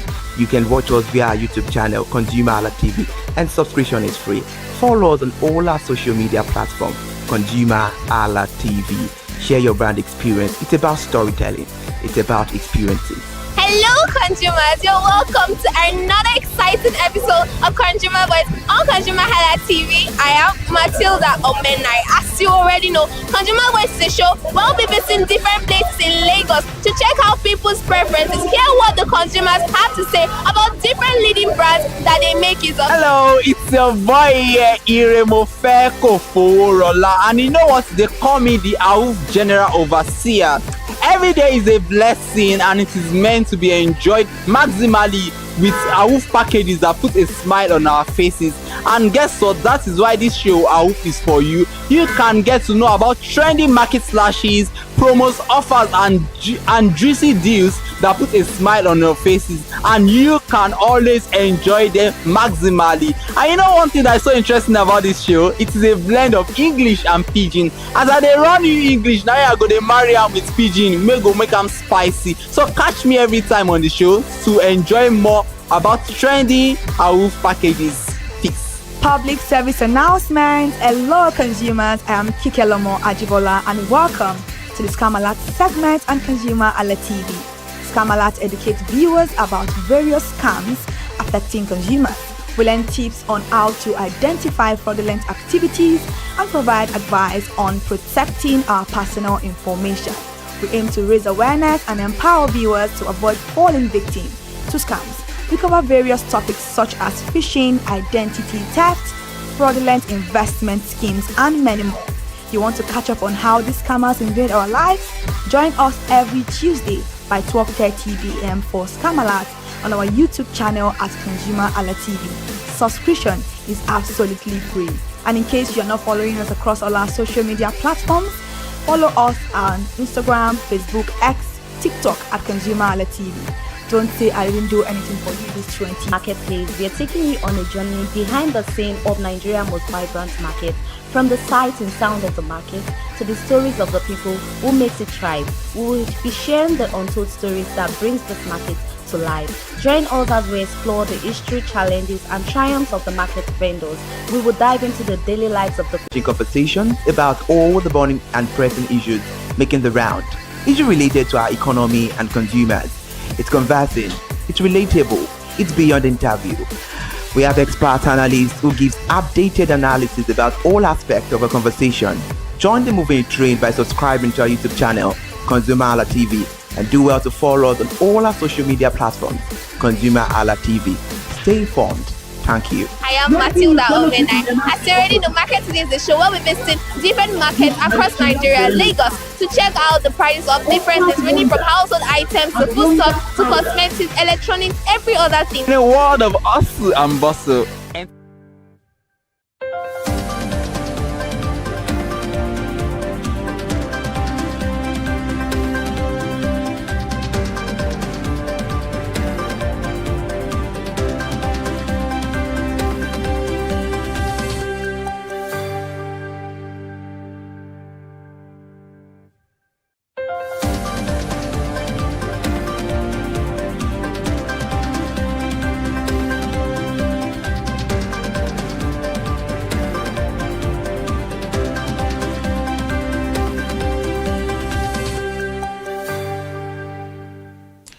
and the time is 10 o'clock. Good morning and thank you so much for joining us on ConsumerHalla TV News at hand.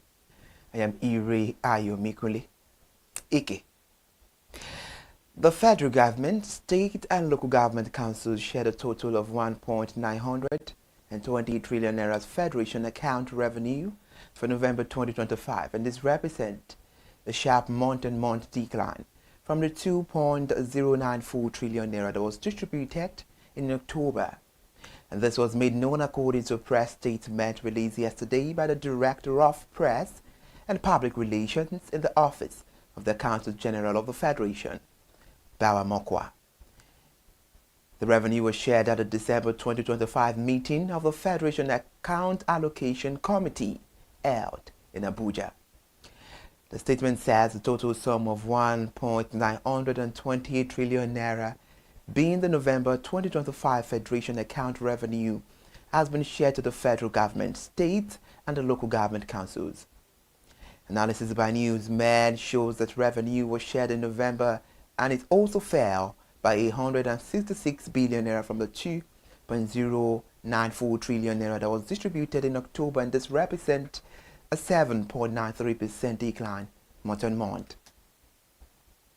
And now let's tell you that the Nigeria's headline inflation rate is further in November 2025 as consumer price pressure moderated under the new base year. This was made known according to the latest Consumer Price Index report released by the National Bureau of Statistics.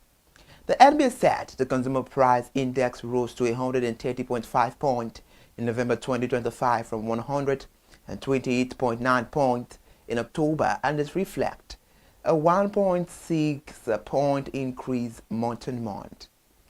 But the headline inflation rate declined to 14.45% year-on-year and compared with 16.05% that was recorded in October 2025. The scheme as the organized private sector stated that the sustained easing of Nigeria's inflation rate to 14.45% in November 2025 would boost the consumer purchasing power and support the business activity, while urging the federal government to provide targeted credit facilities to micro, small, and medium enterprises. The Nigerian Port Authority said it has recorded a 1,085% surge in export laden containers as the total cargo through port rose to 33.52 million metric tons in the third quarter of 2025. In a statement released yesterday, the NPA stressed that the figure is one of its strongest quarterly performances in recent years. The statement explained that the operational data released by the authority over the weekend showed that cargo handled during the period got increased by 6.2%, up from 28.84 million metric tons that was recorded in the corresponding quarter of 2024. And this reflects the rise in trade activity across Nigeria's port. It added that container operations were a significant contributor to the improved performance. The report really says, and I quote this minute, the NPA recorded a dramatic 1,085% surge in export laden containers as the total cargo throughput rose to 33.52 million metric tons in the third quarter of 2025. The total container traffic climbed by 18.9% to 546,931 200-foot equivalent unit in the third quarter of 2025. And this was compared with the 460,038 TEUs in the third quarter of 2024. And we're bringing you a fresh report now. The federal government plans to bankroll the construction of 3,700 telecom towers in rural areas, a move aimed at connecting the millions of citizens who currently lack reliable mobile and internet services. The telecommunications operators often avoid sparsely populated rural areas due to low profit potential and focus in eastern and urban centers where investment can be recouped. The government intervention will extend the mobile and internet services to over 23 million Nigerians who presently lack access. The Minister of Communications and Digital Economy, Mr. Tijani, said the initiative has been approved by President Bola Ahmed Tinubu and the Federal Executive Council. Mr. Tijani said at the recent Federal Executive Council meeting, the President approved investment in close to 4,000 towers in rural areas and about 20 million Nigerians, mostly in the north, central, and northwest, are currently unconnected. End of the statement. Barring any last-minute change, MRS and other partners of the Dangote Petroleum Refinery are set to begin selling petrol at 739 naira per litre. This comes 2 days after the refinery slashed its petrol gantry price from 828 naira to 699 naira per litre. While speaking at a press briefing at the Lekki refinery on Sunday at the weekend, the president of the Dangote Group, Alhaji Aliko Dangote, said he was aware that despite the lower gantry prices, some filling stations often choose to keep pump prices high, thereby sabotaging his effort. According to him, MRS would commence the sale of petrol at 739 naira per litre from Tuesday, while other partners would follow. Dangote alleged that some officials had met with certain marketers and encouraged them to keep prices high in order to frustrate the price reduction, stressing that it would fight to enforce the new price regime.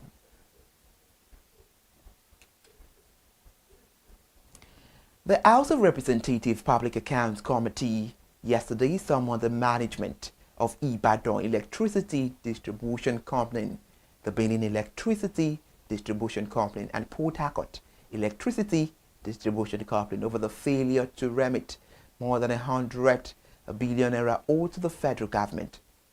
At the public hearing at the FCT, the committees issued a 72-hour ultimatum to the three electricity distribution companies to pay before it face sanctions for what it described as persistent disregard for legislative summons. This was chaired by the lawmaker representing Edo North, Edo South, Egbeduri Federal Constituency of Osun State, Mr. Bamidele Salam.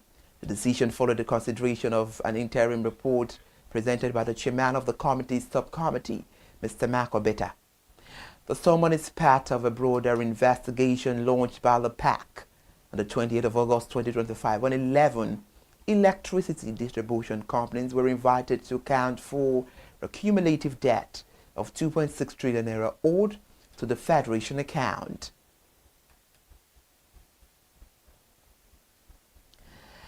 We're talking security, where the Nigeria Police Forces announced that it will resume nationwide enforcement of the tinted glass permit from the 2nd of January 2026.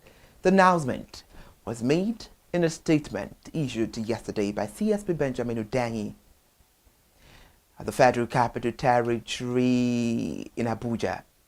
According to the police, the decision follows a review of escalating security concerns, particularly the increase in the use of vehicles with an unauthorized tinted glass to facilitate crimes such as kidnapping, armed robbery, and other violent offenses.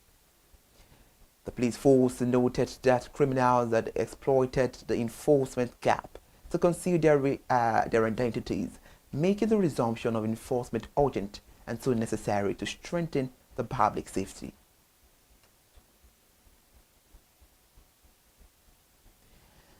And now a new report says that Nigeria recorded one of the highest volume of cyber attacks in Africa in November 2025. This was made known according to new global threat intelligence that was reported and released by the Checkpoint Research. The report shows that organizations operating in Nigeria face an average of 3,374 cyber attacks per week during the month, placing the country the second among the 4 African nations and allies behind Angola, which recorded 4,251 attacks per organization weekly. Kenya followed with 2,384 attacks, while South Africa recorded 1,863 attacks. The report further highlighted the education sector as the most attacked globally, with institutions recording an average of 4,656 attacks per organization per week in November, a 7% increase year-on-year. Meanwhile, government institutions followed with 2,716 weekly attacks, while associations and non-profit experienced a sharp 57% surge to 2,550 attacks per week. Beyond the traditional cyber threat, the report flagged the growing risks associated with enterprise use of generative AI tools. According to Checkpoint Research, 1 in every 35 Gen AI prompts submitted from enterprise network globally in November posed a high risk of sensitive data leakage. And now we have it that the Chief Judge of the Federal High Court of Nigeria, Justice John Tosho, has announced the judges of the court disposed of about 16,019 cases out of 181,924 pending matters during the 2024-2025 legal year. The Chief Judge disclosed that 165,905 cases are now pending across the country and the court divisions nationwide. The justice made this known yesterday at the opening of the 2025-2026 Special Legal Year Court session of the Federal High Court, which was attended by by newsmen. The development, however, represents an update on the 161,999 cases that were carried over into the 2024-2025 legal year of the court. The justice explained that the disposed cases comprise 3,813 civil cases and 5,818 criminal cases and 3,724 motions and 3,364 fundamental human rights cases. The Chief Judge stressed that the analysis shows the judiciary has performed commendably in the face of an expansive jurisdiction and enormous workload. He also noted that the court's outstanding performance is reflected not only in the foregoing figures but also in other sectors of the country, citing Nigeria's improved rating by the Financial Action Task Force, which he attributed partly to the contributions of the judiciary. On education, the Joint Admission and Matriculation Board has begun the nationwide accreditation of 848 computer-based test centers for the 2026 Unified Tertiary Matriculation Examination. The exercise was announced by JAMB and commenced on Monday, December the 15th, which is part of the broad early preparations to ensure standardization. As the hand of news with ConsumerHallaTV News at 10 this beautiful Tuesday morning. Thank you so much for joining us. I am Iri Ayomikole Eke.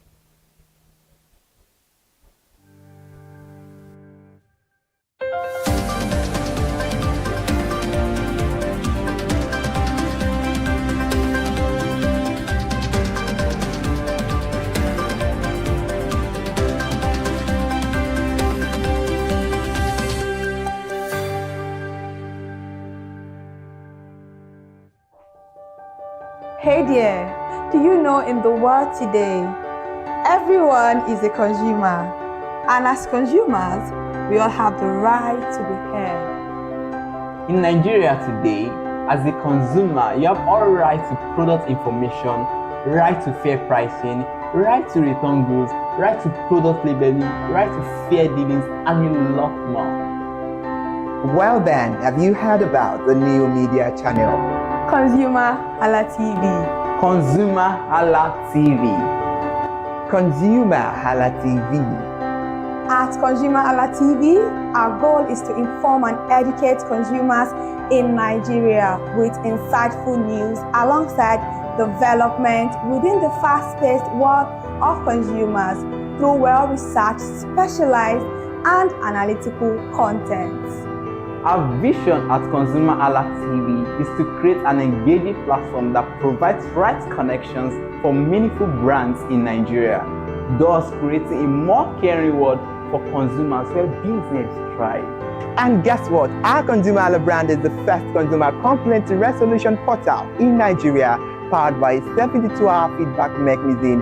We offer consumer advocacy, informative talk shows, branding promotions, advertising, and lots more. Connect with us via our YouTube channel at ConsumerHallaTV. Follow us on our Facebook page, ConsumerHallaTV, our Instagram page, ConsumerHallaTV, and do well to subscribe to our YouTube channel. Subscription is free. ConsumerHallaTV. At ConsumerHallaTV, you deserve to be heard. At ConsumerHallaTV, you deserve to be heard. Entertainment keeps us alive, and that is why at ConsumerHallaTV we ensure you enjoy all around 360-degree entertainment program. Screen Time is the show for you, where you enjoy top 5 countdown, celebrity of the week, exclusive interview, and other segments. Don't mind him, he's just a jealous person. Oh, His new movie release, updates, and screen time. I'm going to enjoy myself because this is my favorite time on the program. I get to recommend good movie for you, and I'm also waiting for you to recommend movies to me also in the comment section. Screen time is not just all about entertainment, it is relaxing and also educational. So that is why we are bringing to you Screen Time on ConsumerHalla TV. And in case you're wondering where to join us every Mondays by 5 o'clock p.m. at ConsumerHalla TV on our YouTube channel. Subscription is very, very free. And in case you have not followed us across all our social media platforms, please do so. We are begging you, on Instagram, Facebook, Twitter, and also TikTok at ConsumerHalla TV. What are you waiting for? Click on that follow and subscribe right now. And from the I to the R to the E to the M to the F to the E, my name is Iremofe Koforola, the man always clothed in wealth and strength. And I'm Kikelomo Ajibola. Toodles!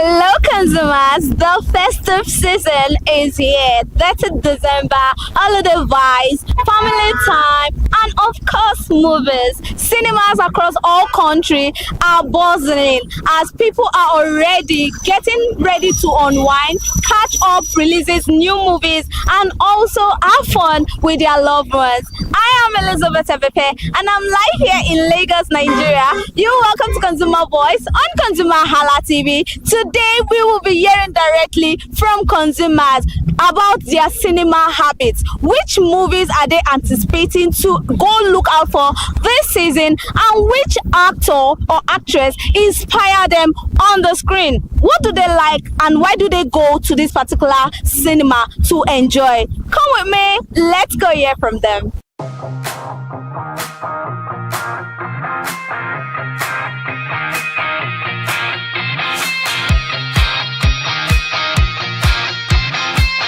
Good morning, ma. Good morning. How are you? I'm fine. Are you? I'm fine. You look good. Same as you. Thank you. So, what is your name? I'm Florence. Okay. So, which cinema do you like to go to watch your favorite movie? Mostly Ikeja Mall. Ikeja Mall Cinema. Apart from Ikeja Mall Cinema, which other cinema do you know of? I know of the Maryland cinema. I do watch movie there also.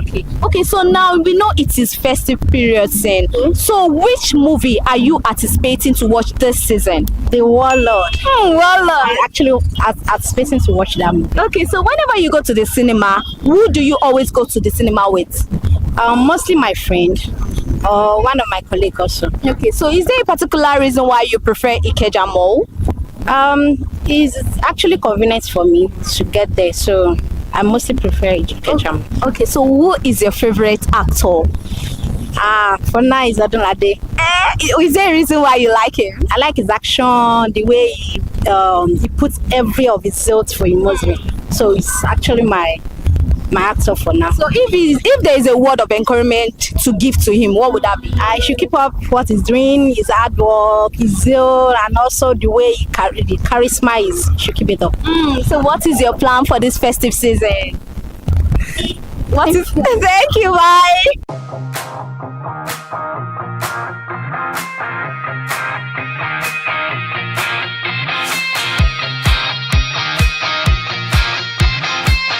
Good morning, sir. All right, good morning. How are you? Fine. Okay, so what is your name?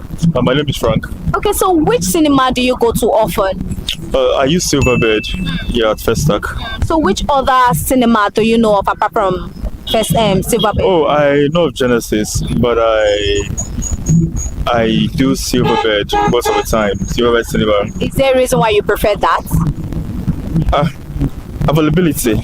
This is what we see every day. Okay. We step into the mall, that's what you see. And so far so good. We've not gotten any reason to have any complaint because we've not gotten an experience of another to compare. Okay. So when there is no comparison, then there is no fault. This is the best we know. So this is what we have, and that's what's okay. So who do you go with most of the time? My friends have they find it very weird the fact that I go to the cinema myself. Yeah. Most of the time after a day's work or towards weekend, especially at nights, evenings, I take my time to the cinema. Rather than the joints, drink beer and sit out. I'm not an alcoholic person, so I enjoy my movie time. Yeah, but for adventure, if my friends, my fiance is around, why? We go together. Yeah, but apart from that, I enjoy my time alone. Yeah. Okay, so which movie are you anticipating to see this season? Well, I think the movie is already out. That is, I don't know if I'm wrong, but I think I had Woman King. Yeah, I had a Woman King that I think is the part 2 is out, or their premiere. I think so. I think so. But that's what I anticipate to see. Yeah. So, who is your favorite actress or actor?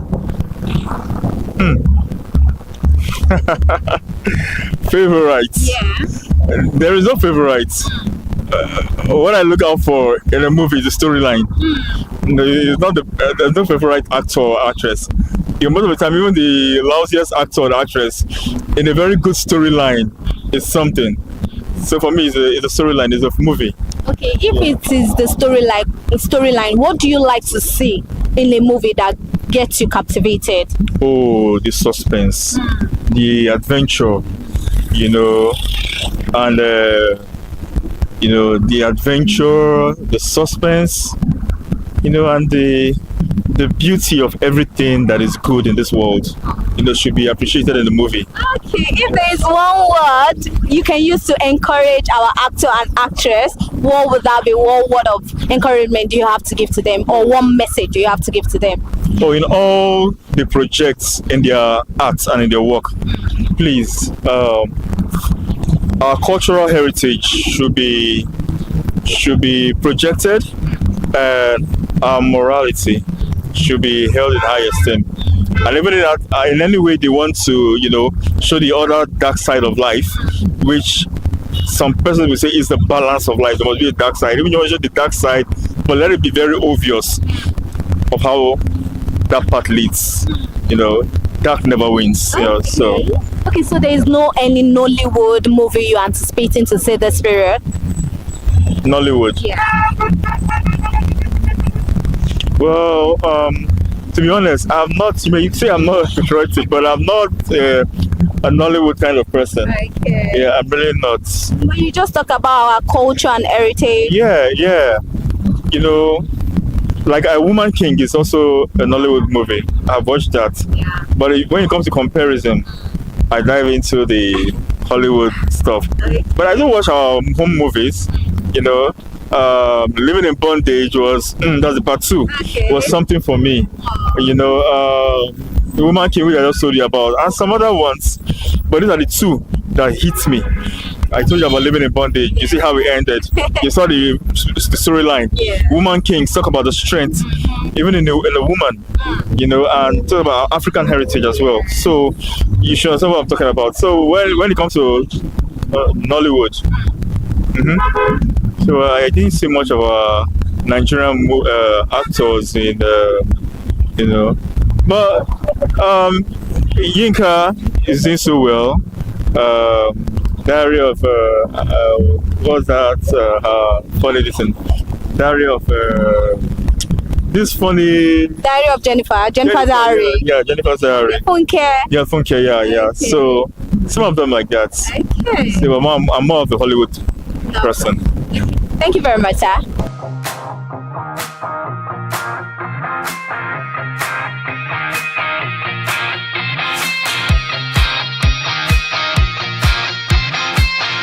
Good morning, ma. Good morning. How are you? I am fine, thank you. Okay, so what is your name? Okay, my name is Joy. Do you go to the cinema? Yes. So which cinema do you go to? Silverbird Cinema at Ikeja City Mall. Okay, apart from Silverbird Cinema, which other cinema do you know of? Okay, I know of IMAX Cinema and I cannot really remember the name, but also Ibuko Cinema in Abeokuta. Okay, so why then do you prefer Silverbird Cinema? Actually, Silverbird Cinema is closer to me, and I like the ambience and the settings. Okay. So, and there's popcorn and soda. Okay, so who do you like going to the cinema with? Okay, a friend or myself. Okay, so which movie are you anticipating to watch this season? We all know festive season is here. So which season? Which movie? Okay, I want to watch a BTS by Funke Akindele Jennifer, aka Jennifer. Okay, is there a reason why you love that? Yeah, because I saw the trailer of that movie, and you know, whatever Funke Akindele is dropping is a banger already. So I can't wait to see the likes of Iyabo Ojo and the rest. Okay, so I will ask you this. What is that particular? What's your favorite? Who is your favorite actress or actor? Oh, I would not say I have a favorite actually, because they are all amazing actors. But I would say Funke Akindele also, because she's an inspiration and a mentor.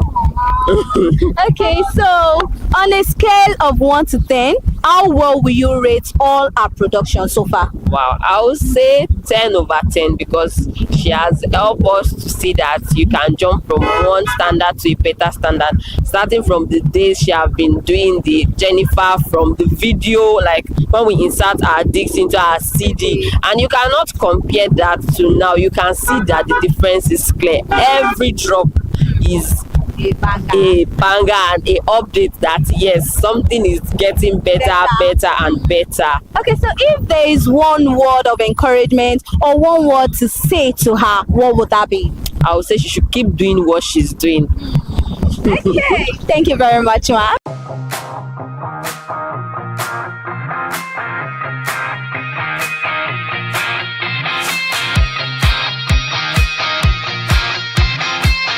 Good morning, ma. Good morning. How are you? I'm fine, thank you. How are you? I'm fine. What is your name? My name is Lami.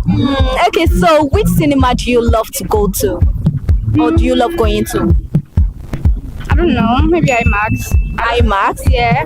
Apart from IMAX cinema, which other cinema do you know? I don't even know any other one. Okay. So why then do you prefer IMAX cinema? Because I think that's the only one I conversant with.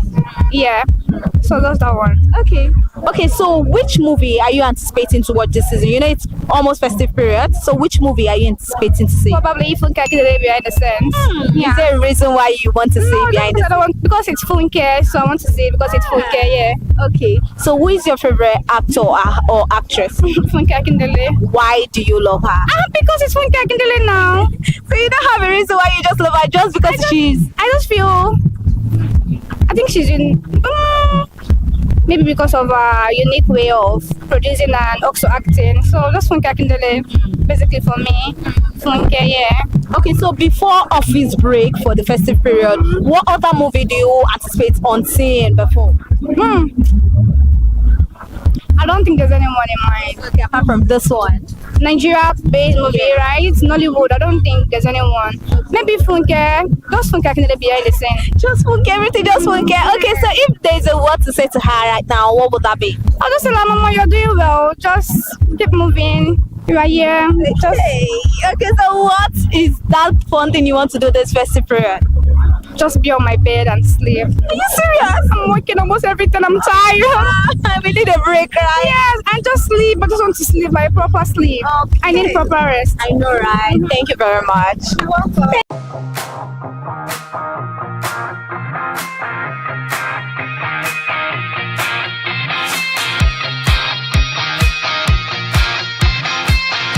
Yeah, good morning. How are you? I'm fine. I love your native. Thank you very much. Okay, so what is your name? My name is Omotayo. Okay, so do you go to the cinema? Yes, I do. Which cinema do you go to? It depends on where I am at the moment. Sometimes I use the Silverbird Cinema, sometimes the Film House. So those are the cinemas I use. Okay, apart from those two, which other cinema do you know of? Viva Cinema, IMAX, and the likes. Okay, so why do you prefer, which one do you prefer the most? I think Ebony too. I've been to Ebony once, and I think generally I like Silverbird cinemas. Is there a reason why you prefer Silverbird cinema? They've been around for long, and they've built their reputation over time, and it's a brand I connect with. So how will you talk about their ambience and their setting? I think it's part of what I connected through them. You know, the reputation they've built over time, the ambience, you know, their intentionality and the likes. You know, it's what drawn me to them. Okay, so we know it is festive period. Yeah. So which movie are you anticipating to see this season? Actually, I have 3 movies anyway. Okay. And top of the list is Obasabi Aunty. Okay, is there a reason why you pick Obasabi Aunty? I have flair for Toyin. You know, I like her person, and I've always been watching her movie year in, year out.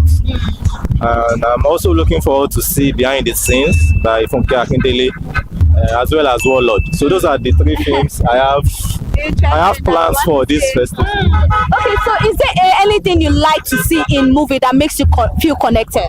The storyline basically, and the caliber of artists, you know, the film is parading. You know, those are the 2 important things I look out for.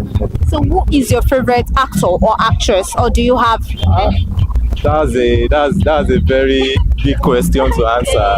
I have my favorite anyway. I like Funke Akindele. I like Toyin Ayimaku, Odunlade. I like Timini, and I also like Femi Adebayo. Okay. You know. You have a lot of favorites. Yeah, I have. Okay, so why do you like them all? Tell us one thing about their personality that makes you like them.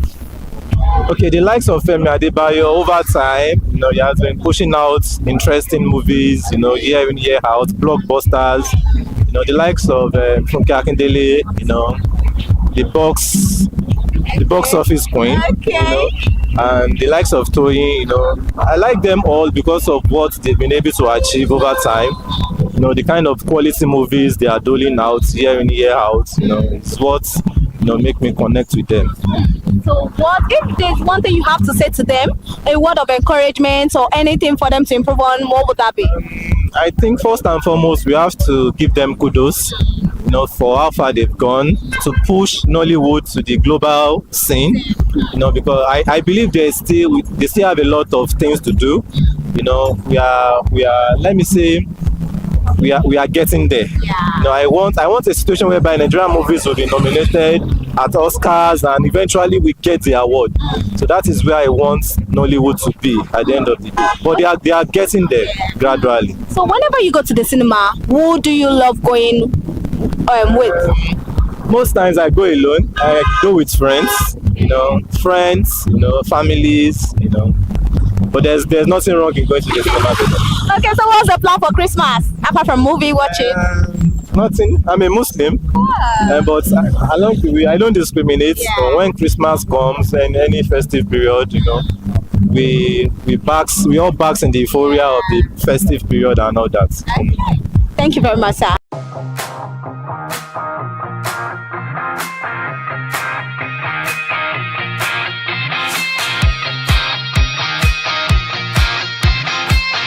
Good morning, sir. Good morning, ma'am. How are you? I'm fine, very good. So what is your name? My name is Usman Adidotun, but people call me Dr. Psychology. Okay, so do you go to the cinema? Yeah, I do.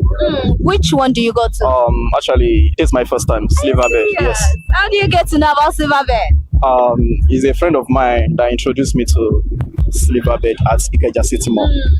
So how was the experience like? Actually, it's very nice. The place is very nice. I didn't spend much time, so I came out for an interview with someone. Are you serious? Yeah.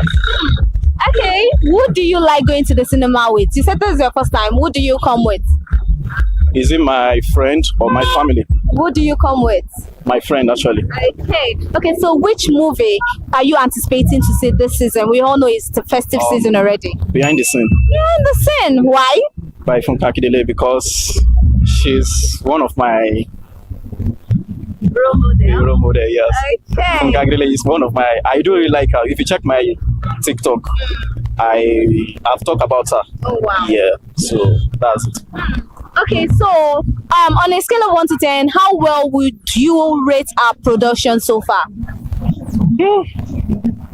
Let's say 9. 9? Because she's really trying. Yes, 9. Okay, so I'll ask you, who is your favorite actor? I know you've already told me the movie you're expecting and how you love someone, but let me still ask. Who is your favorite actor or actress? My favorite actor. Or actress? Oh. Can I mention like 2, 3? You're free. Okay, first of all, Adekunle Gold. For not in the movie industry. Yeah. Odlade Adekola. Why Odlade Adekola? Bodashagi. Okay. OGB. OGB recent. Okay. And Moscow. So why do you? Okay, an actress Abi Funke Akindele and this girl, this lady, Uche Montana. Okay, is there a reason why you love them? Why? Describe their personality for you to like them. It's a normal thing to love them now. The way they have, the way they put action, the way they put more energy. So that's why I love. So what keep you entertained or hooked in a movie?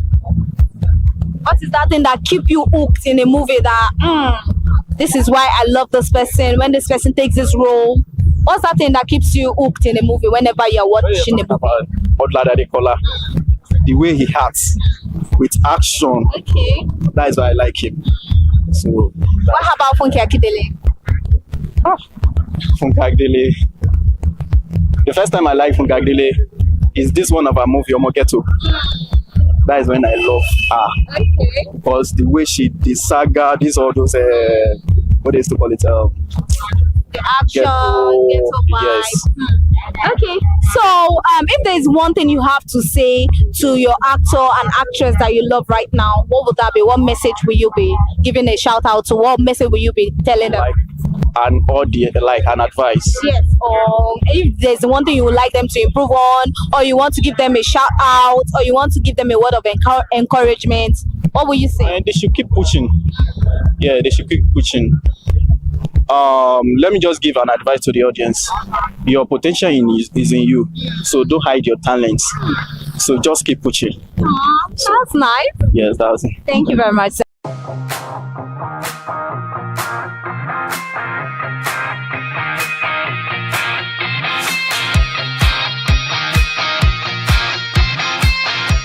As Dirty December continues, cinema remains one of the biggest parts when Nigeria relax, unwind, and also move ahead with their loved ones, and also become comfortable. And on today's edition, I will say Silverbird Cinema won majorly the art of the consumer, but then I will still say every cinema is the best because it depends on the location where you are that you'll be able to pick your favorite cinema. And then consumers, Nigerians, they have all said it all. The most anticipated movies, why they love their favorite actor and actress, why they get hooked to a movie. And I must say, everybody have a taste, everybody have a say.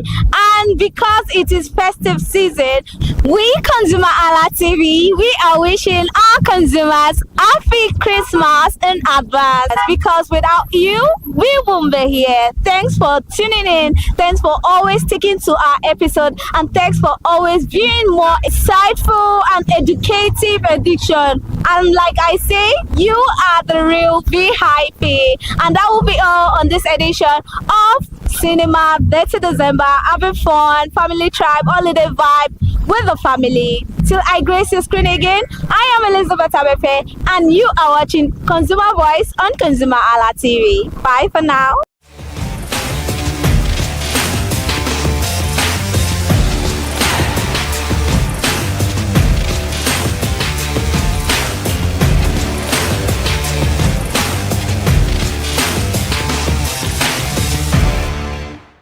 Hi people, my name is Mo Fakorede and I am a filmmaker and a film director, and you're watching ConsumerHallaTV. ConsumerHallaTV is everything consumer advocacy, consumer rights, everything that has to do with consumers. On this TV, you'll watch, you'll learn, you'll be educated, and you'll be entertained. Keep watching ConsumerHalla. My name is Olubukola Ozone, a photographer and a social media enthusiast. You're watching ConsumerHallaTV. It's a consumer advocacy TV. If you have a problem, anything, any consumer related problem, just holla at them, just like their name implies, and they're going to get it sorted for you. Keep watching, stay tuned. Thank you very much. Hi guys, my name is Joba Jalabi. I'm a marketing communications professional. I currently lead marketing at Flash Change, a fintech startup. Keep watching ConsumerHalla TV, a consumer advocacy channel. Hello, my name is Sharon Rotimi. I'm an actor and I am on ConsumerHalla TV. Now, ConsumerHalla TV is a consumer advocacy channel. So if you have any issues, consumer-related issues with brands and services, you can reach out to them and they will be sure to handle it or to cater to you. Thank you so much. Hi guys, my name is Iyebiye Adeton. I'm a film poster designer and illustrator.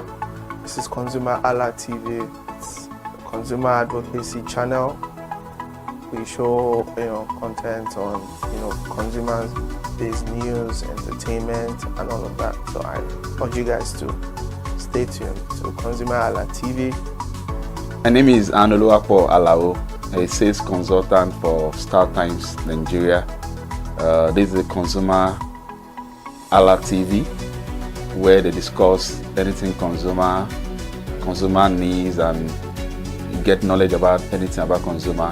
So keep watching it. Hi, my name is Adebola Ogushino. I'm a filmmaker and you're watching ConsumerHalla TV. Any consumer-related issues, they've got you. Hi, my name is Stephen Olorunshisi. I'm a strategy and sales professional, currently working with Obey, and you're watching ConsumerHalla TV. I mean, this is one of the channels that you don't want to but stay on. Consumer advocacy, brand promotion, everything consumer, what you need to learn for your business to grow. This is a channel where you learn, where you experience entertainment too, yeah. But it's good for businesses, for brands, and for an entrepreneur. If you want to know more about businesses, want to know more about brands, please stay watching. Alright, thank you so much, ConsumerHalla TV. Keep watching. Hello, good day. My name is Tunde Balogun. I'm the lead pastor at the Kingsborough Church in London. And you're watching ConsumerHalla TV, which is a new initiation into the TV industry in Nigeria, the first of its kind in Nigeria. And I know that it's going to bring value and quality into the service industry. ConsumerHalla TV is here to offer value to service industry and to give a voice to consumers, bring awareness to the brand industry, and also bring education to what it is to have quality for what you paid for. I know that through ConsumerHalla TV, you are going to be able to get what you have paid for quality-wise and also give a voice to you in wherever it is that you do. I am here to support and give a shout out to say that keep watching ConsumerHalla TV and we'll have a better quality for value in Nigeria and in the global space. Please continue to watch ConsumerHalla TV because it is here to make things work better for you. It is on this note that I would like to say a big congratulations to the chairman and CEO of ConsumerHalla TV, Pastor Tunde Olufowora, and all the staffs of this great organization. Thank you for what you do. You are making things happen for us, and I pray that God bless you. Thank you.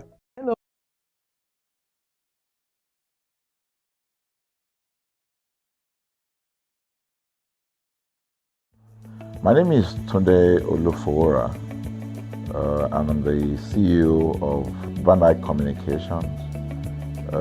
We are the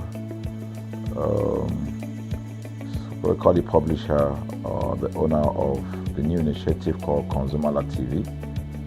ConsumerHalla TV is actually Nigeria's first consumer-centered, or call it consumer-centric television platform that aims to bring voice to the over 220 million Nigerians. It was a vision that came to my heart about 10 years ago.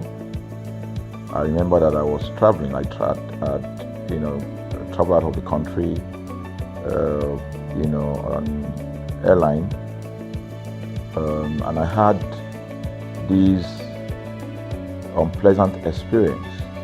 It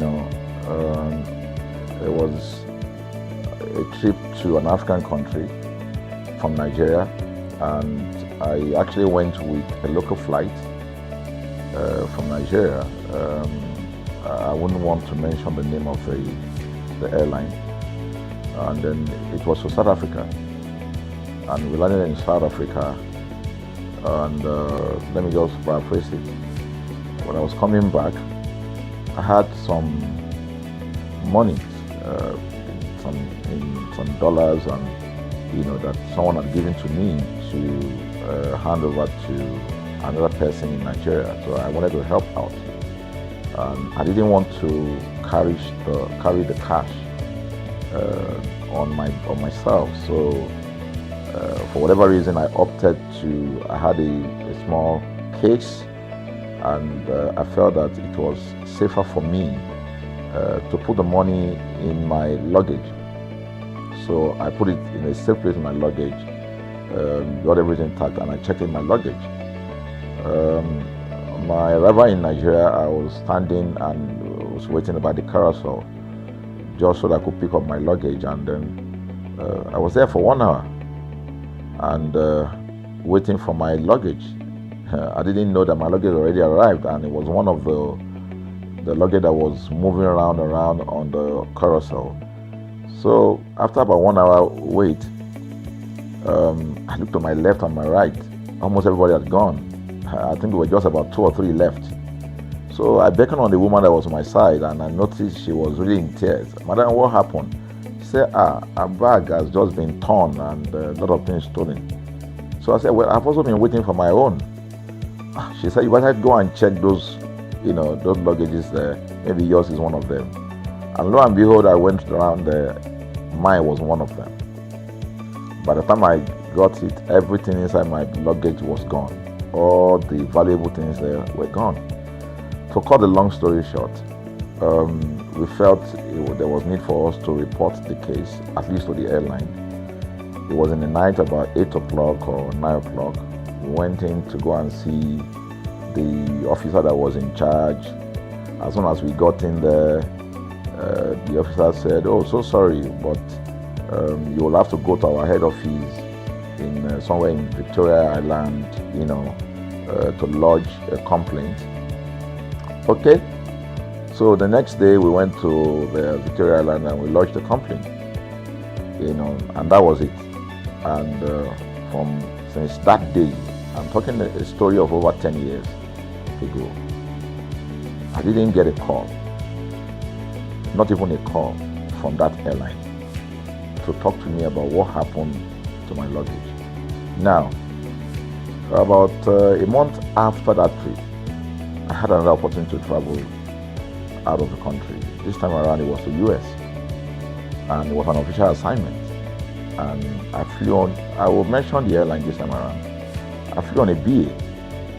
I really didn't like BA. I usually go with Virgin Atlantic and things like that. But my protocol officer convinced me and said, "Okay, you will love BA. Why don't you go on BA?" Anyway, so I went on BA to US. And of course, when I returned from US to Nigeria, we had to do, of course, there'll be like a connecting flight, from Heathrow. So we got into London Heathrow, and then because it was through Heathrow that we went, and then so they changed since it was BA, they changed the aircraft this time around to a bigger one. I mean, clearly because there were more Nigerians, or more people that were planning to come to Nigeria, and then we boarded.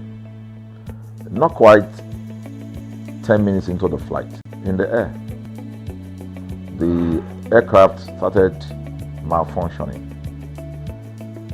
The air conditioning compartment were not functioning very well. I was on what you call business economy. The whole of that business economy all the way to economy side, the ACs were not working well. It was hot. And then I was watching. And then from that moment till we got to Nigeria. From that moment till we got to, I'm just trying to paraphrase.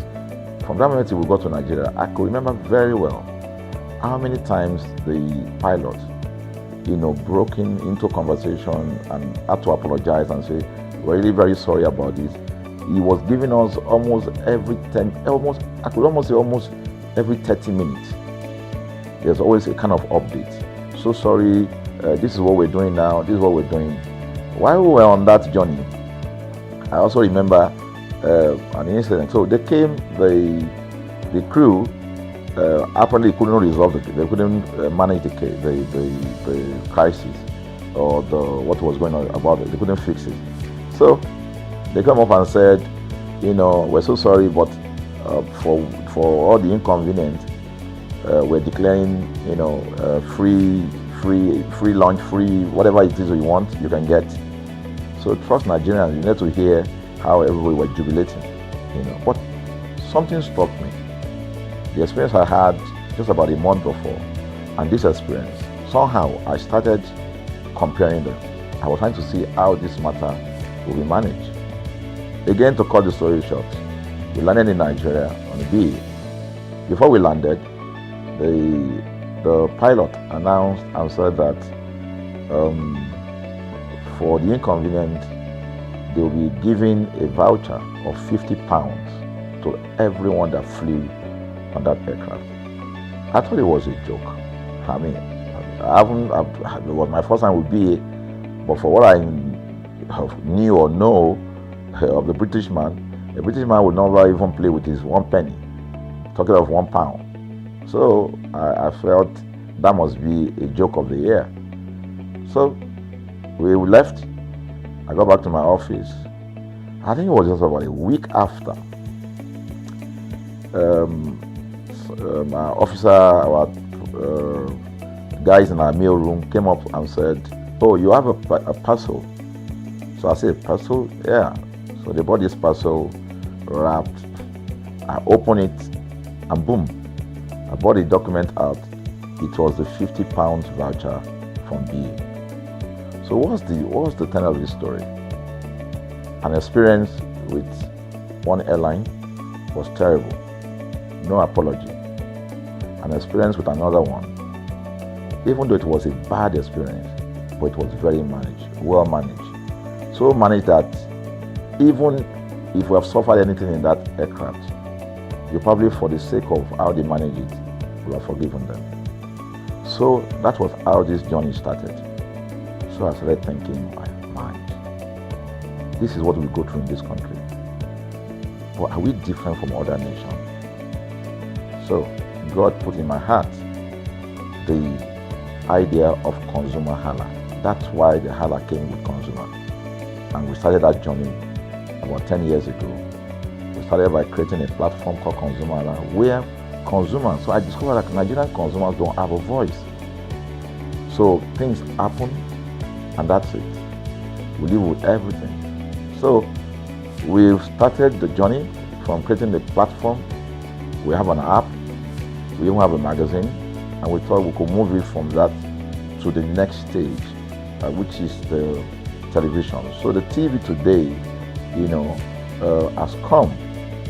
So I would say precept by precept, line upon line, we have been able to build on our aspiration, to finally bring to birth this unique and exciting platform, So it's a digital telecast, and our goal is to further connect consumers in Nigeria to brands with insightful news, development within the fast-paced world of consumers. The world of consumers is growing at a very fast pace, So we want to inform Nigerians. We want to get them educated about their rights, So our role is that we're going to educate consumers in Nigeria, all right?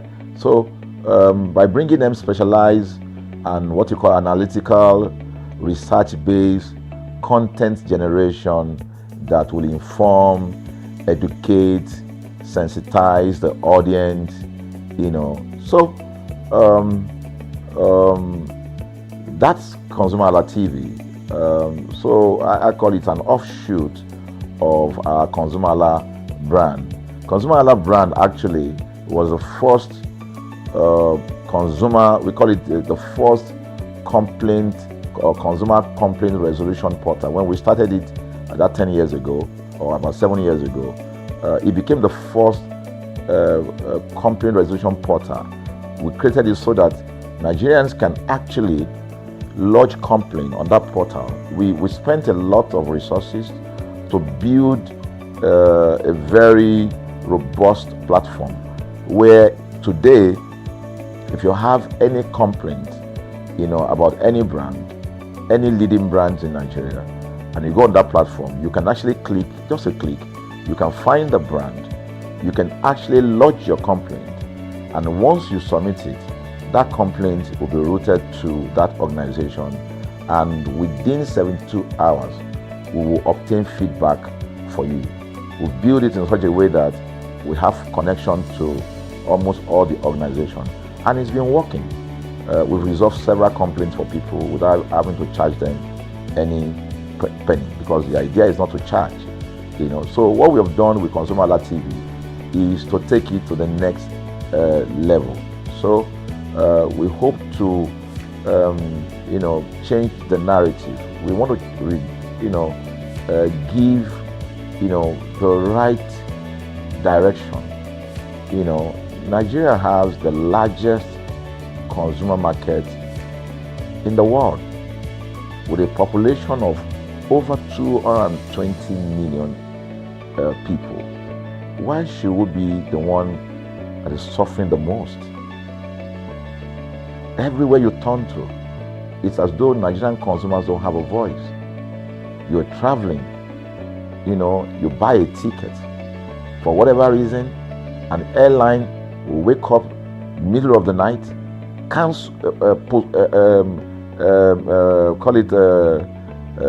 delay the flight for whatever reason, and then you'll be waiting at the airport for hours. You'll be there for 2 hours, 3 hours, no any explanation.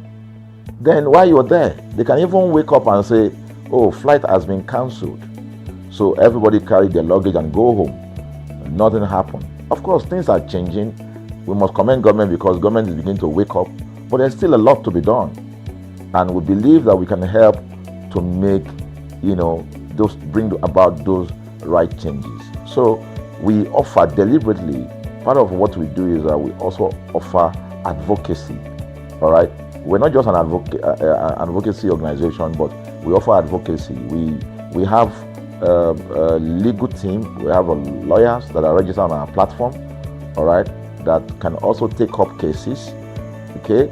So, and we've taken up many cases like that, and won those cases. So ConsumerHalla is a platform to help consumers to, we're not fighting brands, but rather we say we're bringing about an amicable, resolution of conflict, such that it will be beneficial to the consumers and also be beneficial to the brand. I remember the word of Jeff Bezos. Bezos is the founder of Amazon. He said that the most important single thing, all right, for an organization is to focus obsessively, use the word obsessively, on the customer. We often say that customers is a king. They should sit at the top of the ladder. In our environment, customers are the ladder. A brand wakes up today, decide what product to produce. They wake up today, decide how much the consumer should pay. They wake up to decide everything for consumers. So consumers are just at the receiving end, and yet they are milking the consumers. There's no price regulation in this country, none. People just wake up and fix prices. Look at power. Government wakes up, we change policy, we wake up and we get people to pay more. We think it's time for consumers to begin to speak out. In speaking out, in engaging, we can get the brand to begin to do what is right. And of course, I know that the consumers themselves need to be educated. So our role, our vision also is to ensure that we educate consumers, we bring awareness. A lot of Nigerian consumers don't even know about their rights. You buy a product from a supermarket. I've had this experience. You buy a product from a supermarket, all right? For whatever reason, you take that product back to your house, and maybe something went wrong somewhere. By the time you take that product back to the shop where you bought it from, and you say, okay, this thing, you know what's going to tell you? Okay, now me make them. Let me make them now. That's why I buy them. Meaning that there's nothing I can do to the product. So you lose the product, then you lose your money, because the money is not refunded. The product you can't use. Only in Nigeria. Only in Nigeria. Let me give you another experience I had. In the course of this, because I did a lot of, I went around, you know, in doing this. I was in US, I was in UK, I was in South Africa, I was in Germany, just because of this, to just study the environment. You know, I was in a friend's house in UK, in London, you know, and then what happened? We were going to go out, and he was going to dress up. So he said, oh, to me, I was seated in his sitting room. So he said, oh, wait a minute, I picked up an iron, that's the pressing iron, 2 days ago or so from a store. You know, oh, let me try this, let me just try and use that to iron my shirt and we can go out. So I was seated, the TV was on, I was watching. While I watched him, he brought out the pressing board, you know, spread it out, brought the iron out in my presence, plugged in the iron, and then as soon as he switched on the power button, we just had a spark. Boom! Ooh. The guy was raged. Then he goes, what? What just happened? So he said, no, these guys are in trouble, they're in soup. I was thinking, what are you going to do? You know, I was trying to compare that experience to what would have happened in Nigeria. In my presence there, he opened the pack. There was a card inside it. Inside that card was a call, number to call. And they called the shop or wherever he got the thing from. I was hearing the conversation that was going on. And all he said to them on the phone was, look, you know, by the time he even called, you know, clearly because they already, through the call, they could trace where he was calling from and who was calling. He said, yeah, I picked up this number, I picked up this iron yesterday, and guess what? I just plugged it to power, and then this thing just, you know, stopped, didn't work. At the other hand, I could hear the voice, oh, we're so sorry. We're sorry about that. And they said, this is your address, yeah. Don't worry, we'll get you a replacement. All right. So my friend handed the call and dropped the. So I said, so what's going to happen? He said, don't worry yourself now. Shebi, we're here. They will bring a replacement. I said, they will bring a replacement. He said, yes. I said, they won't even try to check whether it was your fault, because it could have been your fault. Maybe you didn't do something well about the fault. No, it can't be his fault. Shebi, it's a brand new item that he bought. While we were still talking, in fact, I'm not even sure it was up to 30 minutes or so. We had a knock on the door. He himself said he must be the dispatch person. By the time he opened the door, it was a dispatch man that was on the other side. And then the dispatch man was at the door. Just watch this. Was at the door. I was seated in the sitting room. The guy was at the door to meet with the dispatch guy. The dispatch man that brought the replacement iron, you know, I heard him say, we're so sorry. So I was so shocked. I mean, a dispatch man, this guy is a dispatch, so also apologize. I was so touched by it that even a dispatch man was so trained, you know, to tell the guy, we are so sorry. And guess what? He brought the replacement iron. By the time my guy opened the iron, it was a bigger size iron. So they replaced with a bigger size iron. The guy never asked for the one that went bad. He didn't say, okay, where is the other one that we gave to you, so that he could take it back? No, he just bought a new one and gave it back. So I asked my friend, I said, can you interpret this to me? He said, here in London, if they didn't do this, So they know the next thing I will do. So I'm just going to grab a lawyer. And I'm going to tell them they've destroyed something in my house. By the time I'm done, they will pay through their nose. Because the consumers are conscious of their rights.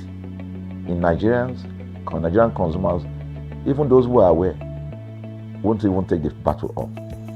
Everybody just go, what can we do now? Today they wake up and ban this. What can we do now? So we're going to change the narrative. We have to stand up. So the vision of ConsumerHallaTV is really to create an engagement platform that constantly mirrors the minds of consumers and provide right connections for meaningful brands in Nigeria. Thus, we believe, will be forming part of that our overall vision, of creating a more caring world of consumers where businesses thrive. Please. So, I think that we'll make our impact. We ask you to join us on this journey. ConsumerHallaTV will drive engagement. It will also be there to help to promote brands that are doing what is right. So we're not out to criticize any brand. Rather, we have to complement what the brands are doing, because there is no organization that or a business that was set up to fail. Nobody set up a business to fail. So there are just gaps that needs to be fixed. So together we can fix things, and together we believe that we will create the right story for consumers in Nigeria. Thank you very much.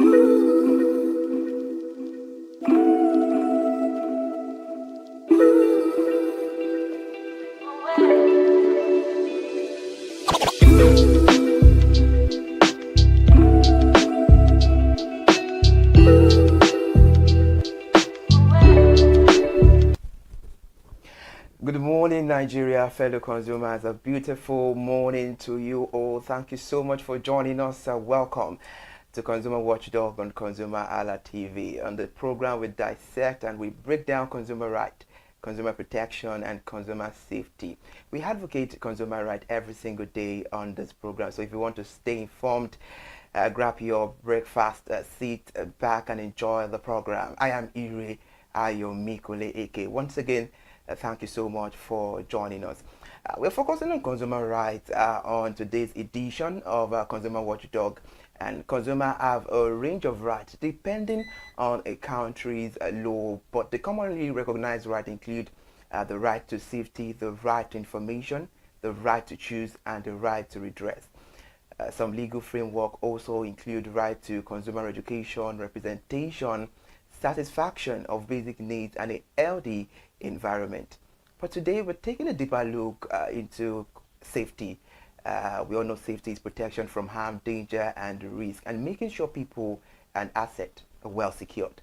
And this is why the consumer right to safety is extremely important. If you're talking about the consumer right to safety, the right to safety absolutely protects consumer from production processes and services that could harm their health or life. As well, it requires business to test their product to meet safety and quality standard, and it definitely provides clear instructions and warning labels where necessary. Consumer safety also prevents harmful products from entering into the market and places full responsibility on manufacturers to ensure safety before anything reaches consumer. And the key aspect of the right to safety include the protection from harm, compliance with safety standards, proper labeling and instructions, the manufacturer responsibility through testing, a proper legal enforcement and avenue for redress. And to help us dissect the conversation better this beautiful morning, to help us break it down clearly, I have with me Barrister Alex Folalu. Good morning, Barrister. Thank you so much for joining us on the conversation. Yes. Good morning, Mr. Emeka. I have to give you a handshake. Good morning, Barrister. Good morning. Let me give you a handshake once me. again because honestly, I wanted to study law. Oh, really? Yeah, when I finished my secondary school, but I later knew my strength, so that is why I went into mass communication. I see that. You're doing wonderful work. Thank you so much, Barrister. Thank you for joining us. Yeah, all the pleasure is mine. Barrister, the name Afolalu, the name is, to the Yorubas, it sounds mighty and it has a very beautiful meaning. You're from which state? Thank you. I'm from Ekiti State. Ekiti State. Wow, interesting. My mom is from Ekiti State. Oh, really? A beautiful one. So we're family members. All I'm right, telling Barrister, you. let's get into the conversation proper. Barrister, how does Nigeria's Consumer Protection Council Act of 2003 define safety, especially in the context of emerging technology? Okay, Nigeria's Consumer Protection Act, Council of 2003, how it defines safety. Primarily, it emphasizes on products and service safety. And it talks about avoidable danger. That safety starts from avoidable danger to a consumer's health, property, and all sorts. As a way that when you're releasing a product or service into the market, it must be the case that the product or service must actually ensure that there is actually avoidable danger when a consumer is actually using that product in the course, in the ordinary course of life. So that's actually how it actually talks about safety. But the act has already been enacted before the emergence of these technologies that we actually have today. Like AI tools, like crypto platforms and the likes. But then the core principle still holds sway, which is actually the fact that it is the duty of the producer or the service provider to actually ensure that their product or service is not hazardous to consumers, and they actually have the duty to declare every limitation that a product or service actually has, or whatever may actually cause harm to the consumer. So it primarily defines safety in the aspect of avoidable danger to the consumer, which the producer is actually meant to take caution of that, provided that the consumer uses that product or service in the ordinary course of life, like under normal circumstances. So that's actually how it defines safety primarily. All right, interesting. Now to get you well, what you're trying to say is that one of the major role of a manufacturer when producing or bringing out products or services to make sure that the consumers are safe. Primarily. All right. As a consumer, Barrister, let's talk about it. What is the fastest way, to report a safety issue in Nigeria? Okay, so if you're trying to report safety issue in Nigeria, the fastest way is actually by lodging a complaint with the Federal Competition and Consumer Protection Commission. Just go to their website, file a complaint. That's about the fastest way. You can also, put a phone call through. You can also chat to them on WhatsApp. Actually, that's about the fastest way. But then there could be instances where it's maybe there's a fire situation.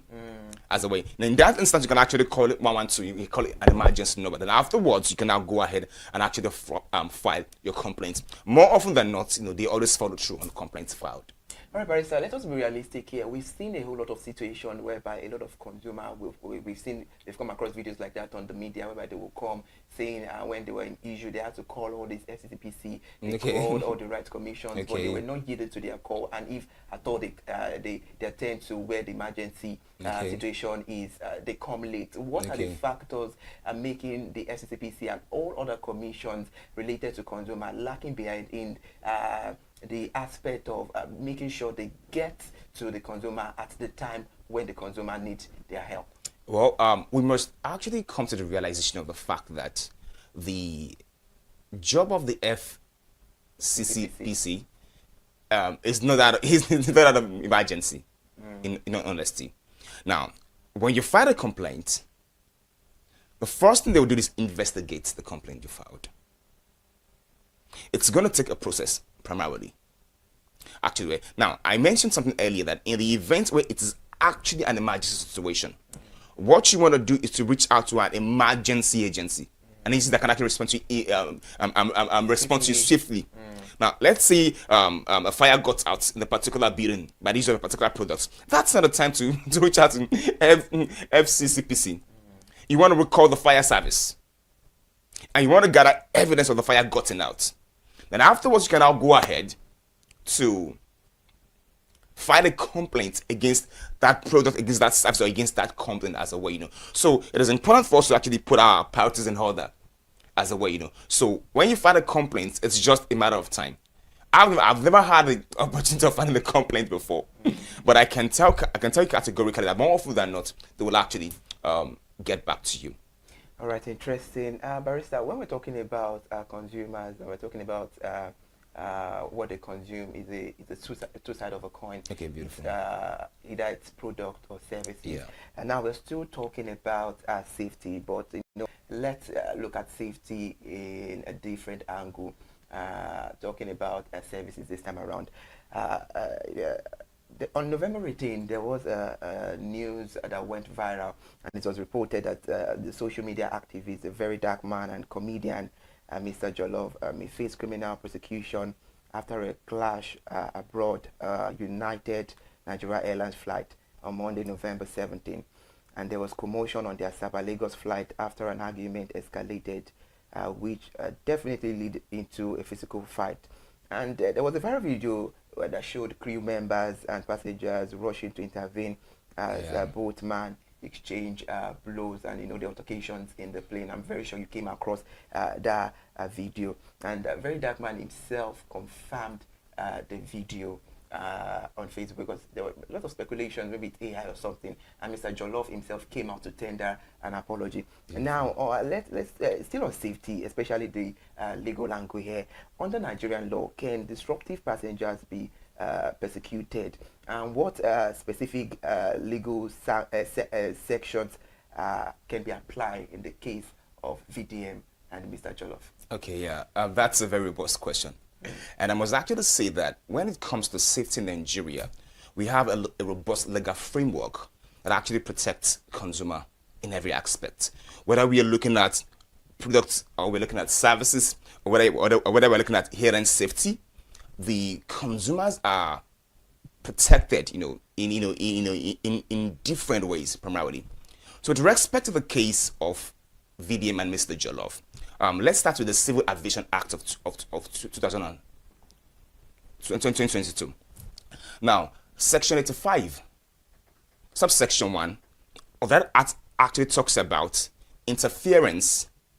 When a passenger interferes, with a crew member or any or other flight attendants in such a way that they'll be unable to carry out their duty, it constitutes an offense. Now, Section 85, subsection 2 goes on to state that interference with flight attendant and crew members constitutes an offense, and unruly behavior also constitutes an offense, and also goes on to state that the penalty for that is going to be 200,000 naira in fine, or 2 years imprisonment, or both.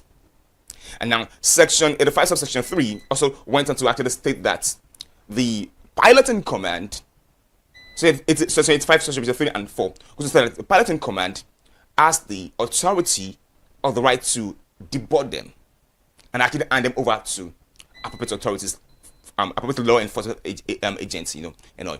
And also, the Nigerian civil aviation regulations also, even expanded, the legal implications of a disruptive passenger. Now, Part 17, Section 97, subsection 1, states categorically that unruly behavior actually constitutes an offense. Now, Part 17, Section 97, subsection 2 of the same regulation goes on to state that unruly behavior includes fighting, using of the device without permission, lawfully disobeying orders that will actually endanger the life of other passengers as a way. And so if we're going to look at the provisions of this law, we can see very clearly that VDM and Mr. Joseph have clearly violated this, because absolutely, the faults on playing, right? And similarly, the criminal law, if you want to take it criminally now, that's AFRE. And there was also a breach of public peace, which actually makes them criminally liable. Now, not to even talk about some other civil implications, right? Now, if that fight has actually occasioned a cancellation of flights, and there's actually occasioned other passengers maybe to lose business deals, or maybe some physical harm was actually caused to them, maybe in the course of the fight, they also have a right in tort.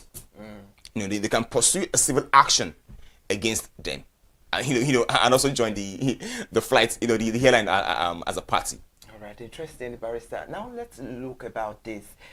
Don't you think it's high time the right authorities, the NTAA and all of that should come together and make sure that there is a proper implementation of the rules, or let me say, if a crime is committed, the proper offenses, because when there is fine, most of the time people are quicker to pay the fine, and the severe punishment that is meant for the crime which is being committed will just be swept under the carpet. Swept under the carpet, instead of them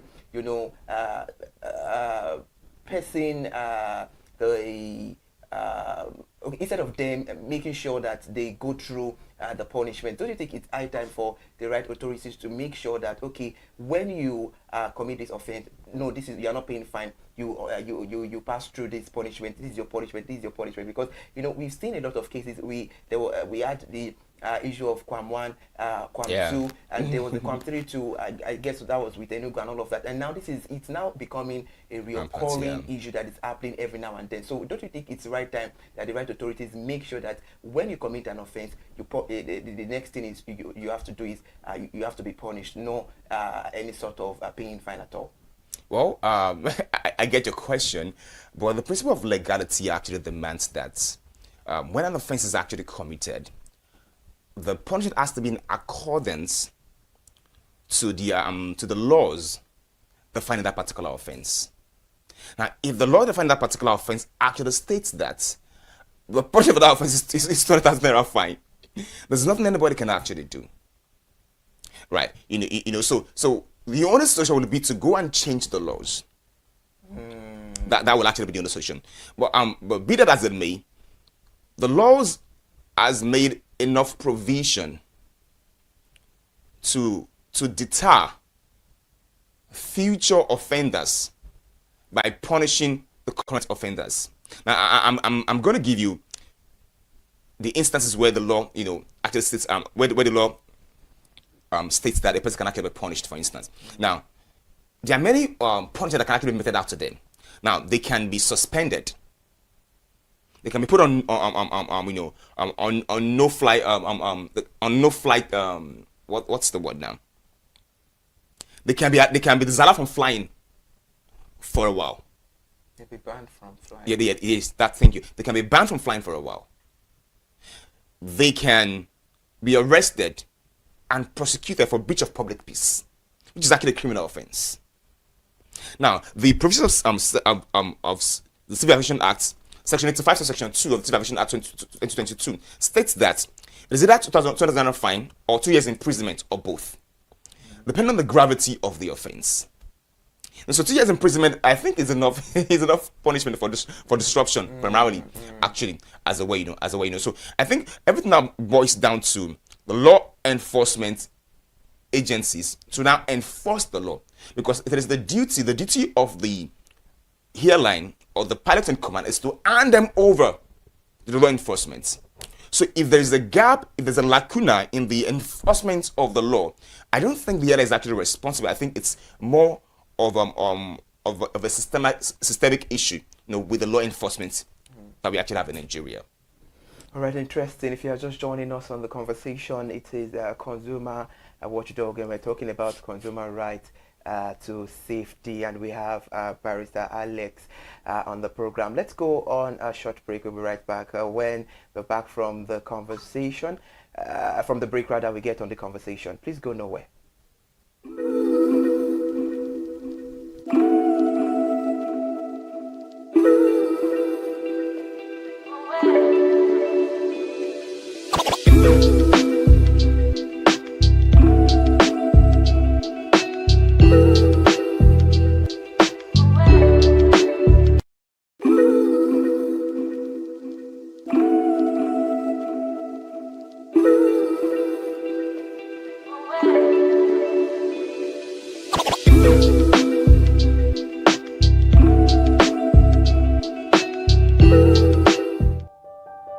Hey there, do you know in the world today, everyone is a consumer, and as consumers, we all have the right to be heard. In Nigeria today, as a consumer, you have all right to product information, right to fair pricing, right to return goods, right to product labeling, right to fair dealings, and a lot more. Well then, have you heard about the new media channel? ConsumerHalla TV.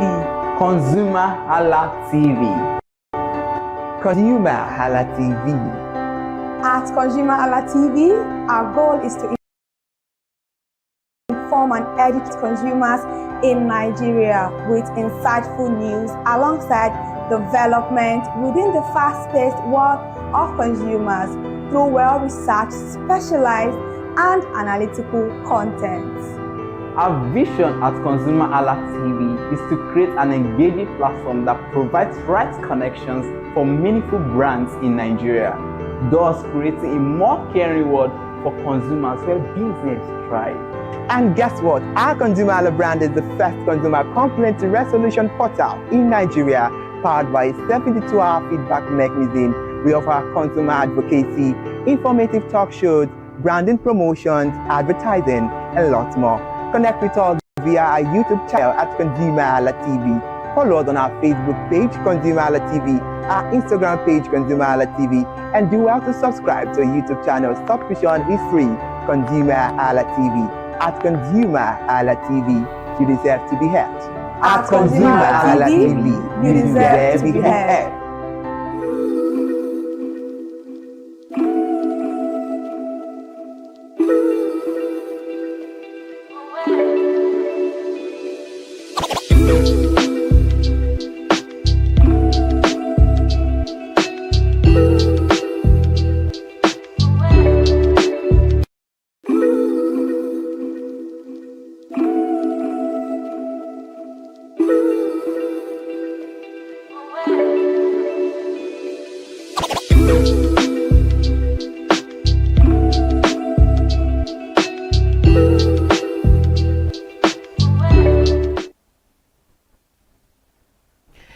Thank you so much for still watching. If you're just joining us this beautiful Tuesday morning, it is Consumer Watchdog on ConsumerHalla TV, and this is where we talk about consumer rights. We advocate for consumer rights, and we're talking about consumer right to safety on the program.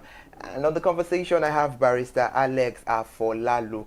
Barrister, now let's get on the conversation. We're still talking about consumer safety, but we are looking at it from the perspective of the altercation that happened between VDM and Mr. Jollof. Now, let's talk about passengers' right. As a co-passenger, can someone claim compensation for emotional distress, inconvenience, or medical bills? For example, altercation that happened between VDM and Mr. Jollof, had it been there is a sick patient there, can that patient definitely, seek and inconvenient or, claim compensation for emotional distress? Okay.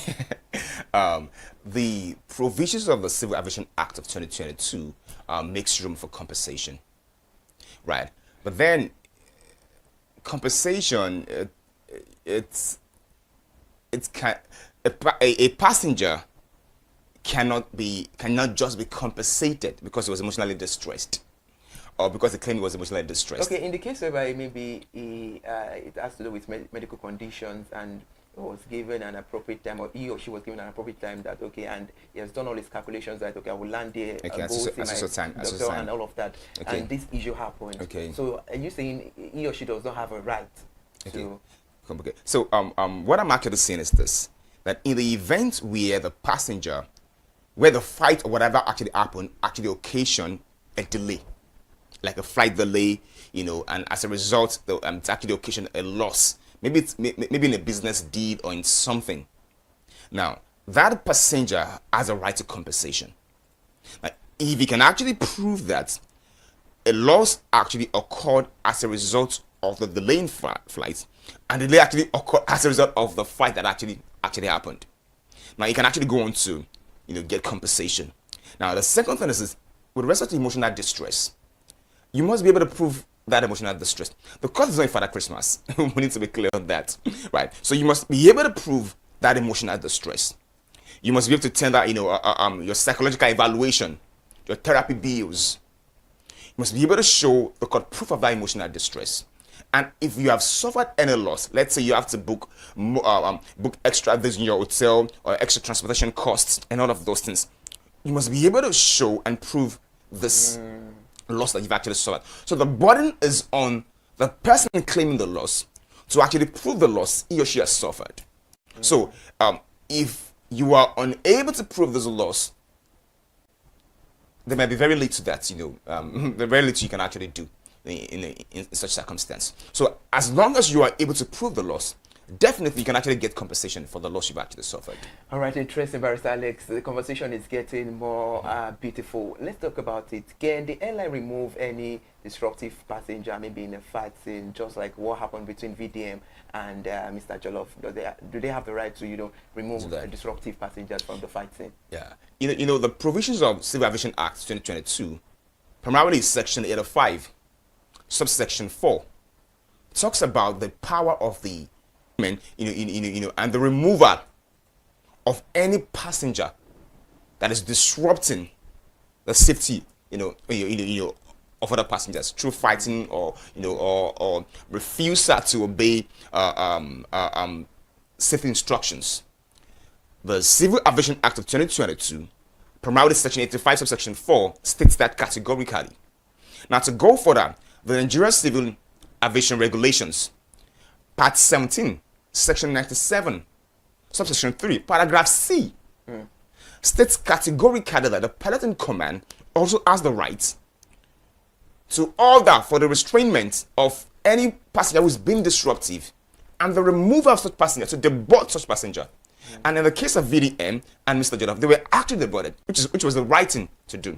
As a matter of fact, I think they were handed over to the law enforcement, which is actually the right thing to do. So so a passenger who has been disruptive can actually be deported and can be restrained and removed from the plane, because is actually a safety risk to other passengers on board. Barrister, can you please tell us, as a legal practitioner, what are the penalties for offenders, especially flight passengers who get into confrontations like the issue of VDM and Mr. Jollof? Yeah, so one thing we need to first of all realize is that fighting, on a plane, on board, is more than a social misconduct. It's not just a social misconduct, it is a criminal offense. It's a criminal offense, So, apart from it being a criminal offense, there are still other civil penalties that can actually be melted out to offenders as such. Now, both parties can actually be charged are free. They can be charged with breach of public peace, which is which makes them criminally liable. Now, with the rest, now come to the civil side of the coin. They can be deported instantly. They can be banned from flying for a while. They can be suspended from flying for a while. Actually, then if other passengers have actually suffered any loss as a result of what they've done, they can actually sue them for that and get compensation for the loss that they have actually suffered as well. But we need to realize that fighting on board is more than a social misconduct. It's actually a criminal offense because it's actually a breach of public peace, and it's actually free. All right, thank you so much, Barrister, for that beautiful insight. Now let's look into the aspect and angle of safety and liability. Does Nigeria law balance corporate responsibility with consumer negligence, and how damages calculated for injuries, emotional distress, or financial losses? I know you said that, but now does Nigeria law balance corporate responsibility with consumer negligence? Okay, yes, I'm going to say an emphatic yes. Because we need to understand that the law is not out there to get the producer or service provider. The law is out there to actually ensure that the producers and the service providers, carry out their responsibility of putting out safe products, safe service out there. Nevertheless, the consumer also has a right to also has the duty to make sure that he uses those products or those services according to instructions. He has to use those products and services according under normal circumstances. He has to pay attention to instructions provided by the producer or the service provider. Now, in the instance where the consumer decides to overlook the instructions on how to use a particular product or service, and in the event it suffers a loss, it might be difficult for such a consumer to actually shout "whoa," and claim compensation and say he has suffered the loss because he was negligent. There's this mathematics that says violating non-fit injuria, which means that no injury is done to a consenting party. So the consumer has to make sure that he was not a contributor to his own damage as a result of his negligence. So while the producer or the service provider has a duty to put out safe product and safe service, the consumer also has a responsibility to also not be negligent in the use of that particular service or product. Now, whenever a consumer is negligent in the use of that service or product, they can no longer claim compensation for any loss or damage he has actually suffered. Yeah. All right, Barrister, I know when talking about safety, there is accountability on the left hand and there is liability on the right hand. So if a product defect causes after the warranty expires, who becomes liable? Is it the manufacturer, the seller, or the platform? Okay, so that's like a three-way question. Yeah. So to get it correctly, there is a manufacturer in the mix. There's a retailer in the mix, and then there's a platform in the mix. Yeah. So in the ordinary course of things, the bulk of the responsibility lies with the manufacturer. Now, he is the one who is actually meant to ensure that he's producing safe products, out there as a way. But also, the retailer also has the responsibility to ensure that he's selling safe products as well, or safe service, so to speak. Now, in the event where the retailer is aware that this product or service is not actually safe, and still goes on to sell this product or service to consumers, is also going to be liable as well. Now, talking about a platform. Now, let's say for Jumia, for instance. Now, okay, let me not mention any particular platform in particular, but let's say a platform where people can actually go buy and sell for instance, it could be a crypto exchange, it could be whatever. And a product or service is not safe. Once a consumer has informed the platform that, sir, this product or service is not actually safe, they have the responsibility to remove that product or service from that platform. And if they fail to do so, after being notified that this product or service is not actually safe, and consumers to go on to purchase that product or service from the platform, they will also be liable as well too. So what I can actually advise is that the consumer who has who has suffered loss or damage should just sue the manufacturer, the retailer, and the platform altogether.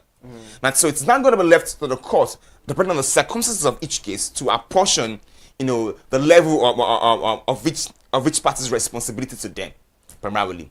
But the bulk of the responsibility of liability rests with the manufacturer.